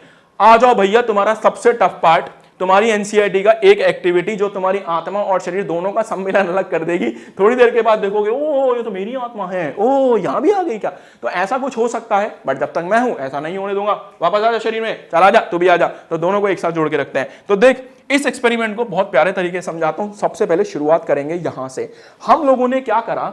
हम लोगों ने यहां पे देख क्या लिखा है इसमें, how do normal cell grow and divide. मतलब बेसिकली हम इस टॉपिक में क्या समझ रहे हैं कि नॉर्मल सेल कैसे ग्रो करता है और कैसे डिवाइड करता है। तो हम लोगों ने क्या करा, ऐसे एक कंटेनर ले लिया, उस ससुरा में पानी भर दिया, पानी और ऊपर रख दी प्याज। तो उस प्याज का हमने रूट्स को ईमा दबा दिया, ऐसे दबा दिया। ठीक है, अब उसको डुबाया, तो डुबाने के बाद क्या होगा? ये रूट हमारी ग्रो करेगी, जो प्याज है हमारी धीरे धीरे ग्रो करेगी ना। तो देख धीरे धीरे क्या करना शुरू करा इसने, ग्रो। अब मैं पहले से ही तुम्हारे लिए सारी चीजें आसान करके लिख के बैठा था ताकि तुम लोगों को, मेरे प्यारे बच्चे, कोई भी परेशानी ना हो। शुरू करूं? देख ध्यान से क्या समझ में आया। ये है मेरी रूट्स, क्या है? ध्यान से सुनियो एक्सपेरिमेंट। ये है मेरी रूट्स, समझ गया? ये है मेरी रूट्स जो अभी नई तैयार हो रही हैं। आपको क्या करना है, जो तुरंत रेडी हुई नई रूट है उसमें 2 से 3 सेंटीमीटर का मार्किंग लगाओ और उसको काट दो। मतलब अभी मान लो जैसे ये रूट बनी तो यहां पे नई बनी है, ताजा ताजा ताजा ताजा रूट को नीचे से काउंट करो और उसमें 2 से 3 सेंटीमीटर का क्या लगा दो, यहां पे कट लगा दो। बोल समझ गया? और उस कट लगाने के बाद उसको ऐसे लो और ऐसे छिड़क दो। बहुत सारी रूट काटो और ऐसे छिड़क दो। किसमें छिड़का? एक बीकर में छिड़का। ई बीकर में क्या था? ई बीकर में हम 2 केमिकल मिला के बैठा था, ग्लेशियल एसिटिक एसिड और साथ में मिलाया था इथेनॉल। और जैसे ही रूट्स को इसमें डाला 24 घंटे के लिए छोड़ दो। ई ससुरा को ई ही छोड़ दो। अब क्या हुआ, याद रखना, जो ग्लेशियल एसिडिक एसिड है अगर आप इसको 100 ml मिला रहे हैं तो आपको इथेनॉल कितना मिलाना पड़ेगा? 300 ml, 1:3 में मिलाना पड़ेगा। तो क्या बोला मैंने? प्याज ली, प्याज को पानी में रखा, जब रूट्स ग्रो करने पर लगेंगी तो रूट्स को नापोगे स्केल से, 2 से 3 सेंटीमीटर नापा, नापने के बाद काटा, काटने के बाद पानी में डाल दिया। पानी में डालने के बाद पानी में 2 चीजें, ग्लेशियल एसिडिक एसिड और इथेनॉल, इसमें डाल दिया और 24 घंटे के लिए छोड़ दिया। अगर अगली बार ये लिबड़ा ना तो देख लेना, ठीक है? अब आगे देखो, अब क्या हुआ 24 घंटे के लिए छोड़ दिया। 24 घंटे के बाद इन रूट्स को बाहर निकाल लो। बाहर निकालने के बाद दोबारा से एक बीकर में डाल दो और इस बार इस बीकर में 70% इथेनॉल है, प्योर इथेनॉल। और फिर से कितने घंटे के लिए छोड़ दे? 24 घंटे के लिए छोड़ दे रूट्स को। समझ गया? यहां से निकाला 24 घंटे बाद, 24 घंटे बाद इसमें डाल दिया जिसमें सिर्फ और सिर्फ इथेनॉल नाम का केमिकल था। 24 घंटे के लिए छोड़ दिया और अब यहां से 2 या 3 रूट लेनी है। 24 घंटे बीत चुके हैं। 24 घंटे के बाद यहां से 2-3 रूट्स निकाल चुपचाप शांति से और पानी से धो दे। देख 2-3 रूट्स निकाली, 24 घंटे बाद पानी से धो दी। आया कथा कहीं का, इतना इजी है, टफ बना के बैठा है इसको। अब क्या करना है, वो जो तूने 2-3 रूट्स निकाली है ना, उनको ऐसे स्लाइड ले और उनको 2-3 रूट्स को ऐसे रख दे। और रखने के बाद क्या करना है, उस पे ऐसे एसिड छिड़क, बहुत सारा एसिड छिड़क। दिमाग लगा बेटा, जब उस पे एसिड छिड़केगा क्या वो एसिड की मदद से वो हल्का सॉफ्ट नहीं हो जाएगा? क्योंकि एसिड उसको गला देगा ना, तो एसिड ने क्या करा, उन रूट्स को गला दिया। तो हमने एसिड जैसे डाला, उसने उसको क्या कर दिया, सॉफ्ट कर दिया। अब सॉफ्ट करने के बाद पता है क्या करना है? सॉफ्ट करने के बाद उसमें एसिटोकार्माइन स्टेन डालनी है। एसिटोकार्माइन स्टेन क्या होगी? ये एक खास तरह का रंग होगा जो वो सेल्स पी जाएंगे। मुझे पिला दो वो कलर, मुझको पिला दो वो कलर। और वो कलर्स को पी चुके हैं, ताकि अब जब मैं उनको माइक्रोस्कोप में देखूं वो मुझे रंग बिरंगे दिखाई दे, इसलिए स्टेन डाली जा रही है। समझ गया? तो यहां पे हमारे वो सॉफ्ट हो गए। अब सॉफ्ट होने के बाद क्या करना है? ध्यान से देखियो, वो जो तुमने रूट्स लगाई थी, यहां पे जो तुमने रूट्स लगाई थी, उनको ससुरा नीचे से ई को हम चालू कर लेते हैं ना। ई चालू होता है भाई, ई चालू होता है। आग लगा दिया हमने ई का। अब हमने यहां से इसको गर्म करना चालू करा। समझ गया? 2-3 स्लाइड को धीरे धीरे इनको गर्म करना है। तो जेंटली वार्म करना है। कितनी देर के लिए? 10 से 15 मिनट के लिए। 10 से 15 मिनट लेने के बाद इनके ऊपर ना देखो ऐसे होती है स्लाइड, और बगल में ना जैसे यहां रूट रख दी तो बगल में कांच की पतली सी चपटी सी वो होती है, उसको बोलते हैं कवर स्लिप। ऐसे कवर स्लिप लेनी है, रूट रखी और ऐसे दबा स्क्वैश करना है। तो बेसिकली क्या करना है? ई का स्क्वैश करना है। तो हमने क्या करा, जो रूट ली थी उसको क्या कर दिया, स्क्वैश कर दिया, उसको ऐसे मसल दिया। और मसलने के बाद अब हम उसको कहां देख रहे हैं? माइक्रोस्कोपवा में देख रहे हैं। तो माइक्रोस्कोपा में देखने के बाद अब मुझे क्या दिखाई दिया? मैं इतनी देर से ये क्या कर रहा था भैया? मैं इतनी देर से ना सेल को डिवाइड करने के प्रोसीजर पे लाके छोड़ दिया था। मतलब मैंने इतना इसलिए करा ताकि सेल्स डिवाइड होते रहें और मुझे दिखे, ओ सेल ऐसे डिवाइड हो रहा है, 1 से 2, 2 से 4, 4 से। समझा? इतना बड़ा प्रोसीजर इसलिए किया था। तो जब मैंने सेल्स को देखा ना डिवाइड होते हुए, तो वो ऐसे दिखाई दिए, देख ऐसा, फिर ऐसा बनता है, फिर ऐसा बनता है। तो ये सारा चैन सा दिखाई दिया, पूरी चेन दिखाई दी बेटा, इसलिए एक्सपेरिमेंट करा गया था। तो हमने इस एक्सपेरिमेंट को इसलिए करा। ठीक है? तो ऑब्जर्वेशन में क्या देखा, जब सेल डिवाइड हो रहा है तो वो बहुत अलग अलग स्टेजेस में जा रहा है। मतलब पहले जैसे मेरे को ये हाथ डिवाइड करना है, पहले एक उंगली निकली, ओ दिख गई, फिर मैंने देखो दूसरी, ओ मैंने देखो, ओ भाई साहब 2 उंगली, ऐसा नहीं है सीधा हाथ बन जाता है। तो अलग अलग स्टेप्स हमें इस प्रोसीजर में दिखाई देते हैं। तो देखना कितना इंटरेस्टिंग है। It is possible to see the sequence. हाँ जी पॉसिबल है, देख सकते हैं। ठीक है, आगे चलते हैं। अब देखो बेटा, सेल की रिप्लेसमेंट करते हैं। अब ज्यादा कुछ नहीं बचा है, खत्म होने वाला है, ज्यादा नहीं है, टेंशन ना लो। तो cell replacement in the body. एक बात बताओ, हमारे शरीर में क्या डेली नए नए सेल बनते हैं? हाँ जी, डेली नए सेल बनते हैं। क्यों बनते हैं बेटा? मेरे शरीर में ना डेली कोई ना कोई खराबी होती है। कैसे? देख समझ, मैं अपना यंत्र निकाला ठीक है, तो यहां से रेडिएशन आ रही है, ये रेडिएशन मुझे डैमेज करती है, तो मेरा सेल क्या करता है? डेली अपने आप को प्रिवेंट करता है, अपने आप को रिपेयर करता है, अपनी चीजों को रिपेयर करता है। तो इसलिए हमारे शरीर में सेल की रिप्लेसमेंट होती रहती है। तो ध्यान रखना, डेली डेली क्या बनेगी हमारे शरीर में? सेल की रिप्लेसमेंट होती रहेगी। समझा? सेल डिवीजन प्रोकैरियोट और यूकैरियोट में होती है, लेकिन यूकैरियोट इंसानों के अंदर ये बहुत ही कंट्रोल्ड वे में होती है, बहुत ऑर्डरली होती है, और सेल साइकिल नाम का एक प्रोसीजर है, उसको फॉलो करते हैं। ऐसा ही नहीं है सेल डिवाइड करना ना, कर दे कोई दिक्कत नहीं है, कल करेंगे, अभी थोड़ा सा कर दे, आधा भी कर दे, ऐसा नहीं होता। सेल अगर डिवाइड होगी तो बहुत प्रैक्टिकल मैनर में होगी, ऑर्डरली मैनर में होगी। समझ गया? अब आगे चलते हैं। तो हमारे पास जो सेल डिवीजन है बेटा, जो सेल डिवीजन है वो दो टाइप का होता है। पहला कौन सा है? माइटोसिस, और दूसरा कौन सा है? मियोसिस। बहुत ध्यान से सुनना, बहुत ध्यान सुनना। थोड़ा सा हम अपना पानी पी लेते हैं, फिर हम पढ़ाते हैं। 2 मिनट दीजिएगा। इतना तो आ गया होगा यार समझ में, जितना कोई खतरनाक तो नहीं पढ़ा दिया ना। पीना है क्या? बता दिया करो, प्यास व्यास लग रही है, वैसे दूंगा नहीं मैं ठीक है, पास होने दे देता। अभी कैसे दूं यार, मैं जादू तो हो नहीं कि ओम भट्ट स्वाहा पानी प्रकट हो जाए आपके पास, है ना, ऐसा तो मैं कर नहीं सकता। तो देखो अभी क्या करना है, हमको समझना है माइटोसिस और मियोसिस। देखना बेटा माइटोसिस क्या होता है। मान लो मैं रोड पे खेल रहा था, रोड पे खेलते खेलते मुझे चोट लग गई। आपने देखा होगा जब चोट लगती है तो उसे कुछ टाइम बाद वहां पे नए सेल्स आ जाते हैं, मतलब वो चोट ठीक हो जाती है, मतलब बॉडी ऑटोमेटिक नए सेल्स बनाती है। इसी प्रोसीजर को क्या बोलते हैं? माइटोसिस बोलते हैं। तो माइटोसिस में एक्चुअली हमारी बॉडी सेम सेल बनाती है। चोट यहां लग जाएगी तो आंख थोड़ी ना आ जाएगी, यही सेल आएंगे ना, तो सोमैटिक सेल सेम सेल बनाएगी। ठीक है बेटा। दूसरा, उसके अंदर डीएनए और क्रोमोसोम सेम रहेगा। और ये क्यों जरूरी है? ग्रोथ के लिए, रिपेयर के लिए, मेंटेनेंस के लिए और इज एक्चुअल रिप्रोडक्शन। हटा इसको, बस आप याद रखना, ग्रोथ और रिपेयर के लिए और मेंटेनेंस के लिए जरूरी है। मतलब आदमी के शरीर में कोई चोट लग गई तो चोट लगने के बाद नए सेल्स आने हैं, तो प्रोसीजर कौन सा चलेगा? माइटोसिस। उसके बाद मियोसिस क्यों चलेगा? मियोसिस का मतलब होता है, मियोसिस का मतलब होता है रिडक्शन डिवीजन। बड़ी क्लास में बात करेंगे, अभी आपके सिलेबस में इतना है भी नहीं, पहले हुआ करता था, अब हटा दिया। तो याद रखना बेटा, यहां माइटोसिस में 1 से 2 नए सेल बनते हैं। ठीक है, फिर ये डिवाइड होगा, ऐसे 2 सेल बनेंगे। ठीक है, लेकिन इसमें मियोसिस में एक बार में 1 से कितने सेल बनते हैं? 4। मैं जानता हूं अभी दिमाग काम नहीं करेगा, बट आप प्लीज मेरे कहने से ये ही याद करना, इससे ज्यादा याद मत करना।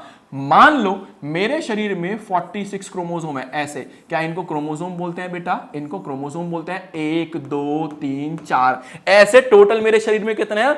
46। तो जब भी कभी मियोसिस चलेगी तो मेरे शरीर में 1 से कितने सेल बनेंगे? 4। और हर किसी में कितने क्रोमोसोम आ जाएंगे? 23 23 23। आप बोलोगे 46 23 23 में कैसे डिवाइड हो गया? बेटा थोड़ी देर के लिए मान ले, क्योंकि ये कॉम्प्लेक्स टॉपिक है, 11th क्लास की बायोलॉजी का टॉपिक है, यहां डाल दिया जबरदस्ती। ठीक है, मैं समझाना नहीं चाहता इसको डिटेल में, क्योंकि आपके सर में दर्द हो जाएगा। बस आप इतना याद रखना, माइटोसिस शरीर में चलेगी, मियोसिस गैमीट्स में चलेगी। कहां पे चलेगी? टेस्टिस में और फीमेल की ओवरीज में, फीमेल की ओवरीज में। समझा? प्लांट में कहां चलेगी? एंथर में। तो यही लिखा हुआ है, अकर इन रिप्रोडक्टिव सेल, ह्यूमंस के अंदर टेस्टिस और ओवरीज में, प्लांट के अंदर एंथर और ओवरीज में। ठीक है, 4 डॉटर सेल से क्या बनेगा? गैमीट बनेगा। ईच सेल हाफ कर देता है क्रोमोसोम को, हर सेल क्रोमोसोम को आधा कर देता है। जेनेटिक वेरिएशन आती है और after fertilisation chromosome number restore हो जाता है। बता दूं क्या? टेंशन हो रही हो तो जल्दी बता, मुझे पता है तेरे को समझ नहीं आया। चल मैं यार अपनी तरफ से पूरी ड्यूटी करता हूं, थोड़ा समझा देता हूं, ध्यान सुनियो, मजा आ जाएगा। मैं नहीं चाहता था, बस समझा देता हूं। ठीक है, तेरे को दिक्कत ना हो यार, मैं नहीं चाहता कि मेरे कोई भी बच्चे को कोई भी किसी तरह की दिक्कत आए। ले समझ, अब समझ में आएगा। देख बेटा, बॉडी के अंदर क्रोमोसोम होते हैं, बॉडी के अंदर क्रोमोसोम होते हैं 46। कितने होते हैं? 46। कितने होते हैं? 46। फिक्स है। आप बोलोगे कैसे? मान ले बॉडी का मैंने एक सेल निकाला, उस सेल में 1 2 3 4 5 6 7 ऐसे पूरा भरा हुआ है कितने क्रोमोसोम से? 46 क्रोमोसोम से। समझ गया? ये है मेरा मेल, ये है मेरी फीमेल। इन दोनों ने क्या करा? एक बच्चा पैदा करा। अब अगर बच्चा पैदा करा तो ये क्रोमोसोम इस शरीर में जाते हैं, बट अब होगा क्या? ये यूज क्या करेंगे? स्पर्म ओवम का यूज करेंगे। तो जब भी कभी बेटा ये क्या बनाता है? टेस्टिस में स्पर्म बनाता है, तो यहां क्रोमोसोम 23 हो जाते हैं। यहां से जब ये ओवरीज में क्या प्रोड्यूस करेगा? ओवम। तो यहां पे क्रोमोसोम आते हुए कितने हो जाते हैं? 23, ताकि जब स्पर्म ओवम से जाके मिले तो बच्चे में देख कितना है? 23 प्लस 23 कितना हो जाए वापस से? 46। क्या होगा अगर 46 यहां से आ गए और 46 यहां से आ गए? तो हो जाएगा 92, जो कि इम्पॉसिबल है। बच्चे में कोई ना कोई कमी आ जाएगी। तो ये एक चीज है जो मियोसिस माइटोसिस को हम आगे डिटेल में समझेंगे। अब देखो माइटोसिस में क्या होता है? एक से कितने सेल बन जाते हैं बेटा? 2 सेल बन जाते हैं, बराबर बराबर भाग में टूटते हैं, इसको माइटोसिस बोलते हैं। कुछ काम का नहीं है वो। मियोसिस में क्या होता है? एक से 1 2 3 और 4 कितने क्रोमोसोम हो गए? 4 क्रोमोसोम हो गए। ठीक है, अगला देखो इंपॉर्टेंस ऑफ मियोसिस, कि भैया मियोसिस और माइटोसिस क्यों जरूरी है और अगर दिक्कत हो जाए क्या होगा? एक बात समझ, क्या मेरे यहां पे जो सेल है वो डिवाइड कर रहे हैं, अगर वो एकदम से क्या हो जाए? पागल हो जाए, तो सारे सेल क्या करेंगे? यहीं डिवाइड होते रहेंगे, यहीं डिवाइड होते रहेंगे, यहीं डिवाइड होंगे और इकट्ठा हो जाएंगे और धीरे धीरे ट्यूमर बन जाएगा, कैंसर बन जाएगा। यही है ट्यूमर। तो ट्यूमर में अनकंट्रोल ग्रोथ हो जाती है, एक ही जगह पे बहुत सारे सेल जमा हो जाते हैं। तो देख, सेल डिवीजन का मतलब क्या है? सेल डिवीजन में अगर माइटोसिस में एरर आ गया तो अनकंट्रोल्ड सेल हो जाएगी, जिससे ट्यूमर या फिर एबनॉर्मल क्रोमोसोम नंबर। अगर ट्यूमर समझ में आ गया तो वेल एंड गुड है। बेटा यहां पे एक सेल है जिसको पता है कितना डिवाइड होना है, लेकिन अगर वो ये भूल गया और डिवाइड होता जा रहा तो बढ़ता जाएगा। और अगर बढ़ता गया तो क्या हो जाएगा? हाथ में इकट्ठा हो जाएगा, जिसको ट्यूमर बोलते हैं। समझा? अगर मियोसिस में एरर आ गया, मतलब जो क्रोमोसोम शरीर से जब बच्चे में जाते हैं आधे हो जाते हैं, अगर यहां एरर आ गया तो तुमने देखा होगा ट्रांसजेंडर्स का जन्म होता है ना, जिनको तुम ट्रांसजेंडर बोलते हैं, किन्नर बोलते हैं, तो वो इसी से बनते हैं बेटा। बॉडी में एरर हो जाता है। तो ये सब डिटेल टॉपिक हम 11वीं में पढ़ेंगे, अभी नहीं जानना। तो मियोसिस में याद रखना, अगर बॉडी में एरर हो जाए तो डेवलपमेंटल प्रॉब्लम होती है, बच्चा सही से पैदा नहीं होगा, फर्टिलिटी इश्यू हो जाते हैं, बच्चे जो माँ है वो सही से बच्चा पैदा नहीं कर पाएगी, प्रेगनेंसी में लॉसेस होने के चांस हो जाते हैं, बच्चा ठीक से नहीं होगा। ठीक है, अब करते हैं सेल कल्चर। देखो सेल कल्चर क्या होता है? सेल कल्चर का मतलब है, मान लो मुझे क्या करना है, लैब के अंदर क्या बनानी है? वैक्सीन बनानी है, मेडिसिन बनानी है, फूड और कुछ बायोकेमिकल बनाने। तो इनके लिए मैं क्या करूंगा? सेल को बाहर ऐसे एक न्यूट्रिशन मीडिया रख दूंगा, उस न्यूट्रिशन मीडिया में छोड़ दूंगा और वो सेल क्या करेगा? मेरे लिए ग्रो करेगा। मतलब अब तक मैं सोचता था सेल सिर्फ बॉडी में ग्रो करेगा, लेकिन हमने ऐसी टेक्निक बना ली, सेल बॉडी के बाहर भी ग्रो करता है, और इसी को क्या बोलते हैं? सेल कल्चर बोलते हैं। तो सेल कल्चर कहां होता है? Outside the body in lab condition. Requirement हम क्या करेंगे? अरे बेटा अगर सेल को बढ़ाना है तो उसमें न्यूट्रिशन डालना पड़ेगा ना, तो यहां सेल डाल दिया, उसको न्यूट्रिशन दिया, कंट्रोल टेम्परेचर देंगे और स्टेराइल कंडीशन देंगे, ताकि इसमें कोई बैक्टीरिया, वायरस, फंगस अटैक ना कर सके। ऐसा क्यों कर रहे हैं? ताकि हम वैक्सीन बना सके, मेडिसिन बना सके और बायोकेमिकल्स बना सके। आया समझ में? चलो देखो, तो अब देखो कैंसर सेल में क्या होता है। मैंने अभी तुम्हें बताया ये नॉर्मल सेल है, देखो 1 से 2 बने, ऐसे 1 से 2 बने, लेकिन यहां पे ऐसा नहीं हुआ। ये ससुरा पागल हो गया, 1 से 2, 2 से 4, 4 से 8, और देख लो कितने सारे सेल बन रहे हैं, और सारे सेल एक ही जगह इकट्ठा हुए जा रहे हैं, अब हुआ क्या? जब एक ही जगह इकट्ठे होंगे तो क्या बन जाएगा? ट्यूमर बन जाएगा। इसी को बोलते हैं ट्यूमर। बैठा दिमाग में? बहुत बढ़िया। चलो आगे चलो। अब देखो सेल थ्योरी के बारे में। देखो ये है हमारी न्यू एनसीईआरटी की खूबसूरती। ये टॉपिक पुरानी वाली एनसीईआरटी में सबसे पहले पेज पे था, सर आप सबसे लास्ट पेज पे कर दिया। अब देखो 3 साइंटिस्ट में सबसे पहला कौन है? Matthew Schleiden, Theodor Schwann and Rudolf Virchow. तो इन्होंने क्या करा था? प्लांट पे स्टडी करी और बोला, इस आदमी ने बोला कि सारे प्लांट सेल से मिलके बने हैं। समझ गया? इस थियोडोर शिवान ने क्या बोला? एनिमल किससे मिलके बने हैं? एनिमल सेल से मिलके बने हैं। और रुडोल्फ विर्चो ने इन दोनों की बात को करेक्ट करके बोल दिया। इन्होंने ये नहीं बताया था पुराने वाले सेल कहां से, इन्होंने बोला कि जो प्लांट है वो प्लांट सेल से है, एनिमल है वो एनिमल सेल से है। इस आदमी ने पूछा, अच्छा बताइए ये सेल आया कहां से? तो मेरे को वो तो नहीं पता। तो रुडोल्फ विर्चो ने बोला, मैं बताता हूं, ये सेल आया है पुराने वाले सेल से। जैसे मैं अपने माँ बाप से आया हूं, फिर मेरे से मेरे बच्चे आएंगे ना, आएंगे। आएंगे। हाँ, समझ गए? तो ऐसा ही होगा, ठीक है। तो जो भी नए सेल्स हैं वो कहां से आते हैं? From the pre existing cell, pre existing पहले वाले सेल से, जो इन रुडोल्फ विर्चो ने बोला कि नए सेल्स अराइज होते हैं कहां से? From the pre existing cells. आसान है बेटा, आसान है। अब देखो क्या हुआ, अब हम एक साइंटिस्ट से मिलने जा रहे हैं जिनको 1902 में, ये ऑस्ट्रियन बॉटनिस्ट हैं जो प्लांट पे स्टडी करते हैं, इनका नाम है गॉटलीब हैबरलैंड। क्या नाम है? गॉटलीब हैबरलैंड। और गॉटलीब हैबरलैंड ने एक बड़ी ही शानदार टेक्निक डिस्कवर करी थी, सेल कल्चर। क्या डिस्कवर करा था? सेल कल्चर या फिर टिश्यू कल्चर। तो देखो सेल कल्चर में क्या होता है। इन्होंने क्या करा था, इन्होंने ये सोचा कि क्या हम प्लांट सेल को बिना बीज के उगा सकते हैं? क्या प्लांट सेल को हम लोग, अगर मैं ऐसे कटोरी में कुछ चीनी, रायता फायता सब डाल दूं, क्या वो उग जाएगा? तो उन्होंने देखा उग जाएगा, बिना बीज के उग जाएगा। ये इस आदमी ने डिस्कवर किया था। तो इन्होंने क्या करा, पूरा प्लांट बना दिया। कौन सी कंडीशन देके? बेटा वही न्यूट्रिशन देके जो प्लांट को चाहिए, और वो भी बाहर। तो इस एबिलिटी को मतलब ये इन्होंने पूरा काम किया था। और इस आदमी का चेहरा जरा ध्यान से देख लो, अब ये काम कैसे हुआ था वो देखो। तो देखो इन्होंने क्या करा, सबसे पहले यहां पे एक प्लांट लिया, उस प्लांट में से एक सेल लिया और यहां डाल दिया। इस सेल ने क्या करा, न्यूट्रिशन मीडिया में डाल दिया। कैलस बोलते हैं बेटा, कैलस का मतलब इकट्ठा हो जाता है। तो न्यूट्रिशन मीडिया में डाल दिया, देख रहा है कटोरी में एक सेल डाल दिया, इसमें न्यूट्रिशन पड़ा है, सेल ने न्यूट्रिशन खाया और धीरे धीरे डिवाइड हुआ। डिवाइड होने के बाद कैलस बन गया, इकट्ठा मास हो गया। सेल्स का mass of cell is known as the callus. बहुत सारे सेल्स इकट्ठा होते हैं, कैलस बोलते हैं। फिर कैलस से धीरे धीरे से पेड़ आना शुरू हुए, और फिर धीरे धीरे हमने एक पूरा प्लांट बना दिया। और इस टेक्निक को बोलते हैं बेटा, बड़ी फेमस टेक्निक, टिश्यू कल्चर। बेटा आज के टाइम पे सबसे ज्यादा इस्तेमाल होने वाली यही टेक्निक है। क्योंकि कुछ सोच, एक आम का पेड़ एक साल में मान ले 3000 आम दे देगा। भारत की आबादी 144 करोड़ है, अप्रॉक्स मान ले 144 करोड़ है। क्या वो 3000 आम आदमी की पूर्ति कर पाएंगे? इतने पेड़ हम लगा पाएंगे? तो आसानी से हम फलों को उगा पाए, इसके लिए इन्होंने ये टेक्निक बनाई जिससे पब्लिक की डिमांड को पूरा किया जा सकता है। समझा कितना स्मार्ट आदमी है? खत्म होने वाला है, ठीक है। अब देखो प्लांट टिश्यू कल्चर, अभी बताया प्लांट टिश्यू कल्चर किसने डिस्कवर करा? हैबरलैंड ने, जिन्होंने प्लांट को उगा दिया किसमें? न्यूट्रिशन मीडिया में, ठीक है। Growing plant tissue in control lab condition. और कहां पे हुआ है? लैब में उगा है, लैब कंडीशन। तो देख ले ये प्लांट टिश्यू, फिर इसको कल्चर मीडिया न्यूट्रिशन में डाला, फिर कैलस बन गया, फिर प्लांट उगा दिया और फिर मार्केट में सप्लाई कर दिया। तो ये इन्होंने काम करा था, ठीक है बेटा। Do cell grow and reproduce for ever? क्या कोई सेल जीवन भर काम उगता है या रिप्रोड्यूस करता है? देखो बेटा सेल ग्रो तो करते हैं, बट ऐसा नहीं है कि वो जीवन भर ग्रो ही करते रहेंगे। एक टाइम के बाद वो मरना शुरू हो जाते हैं, और ये जरूरी भी है, समझ रहे हैं।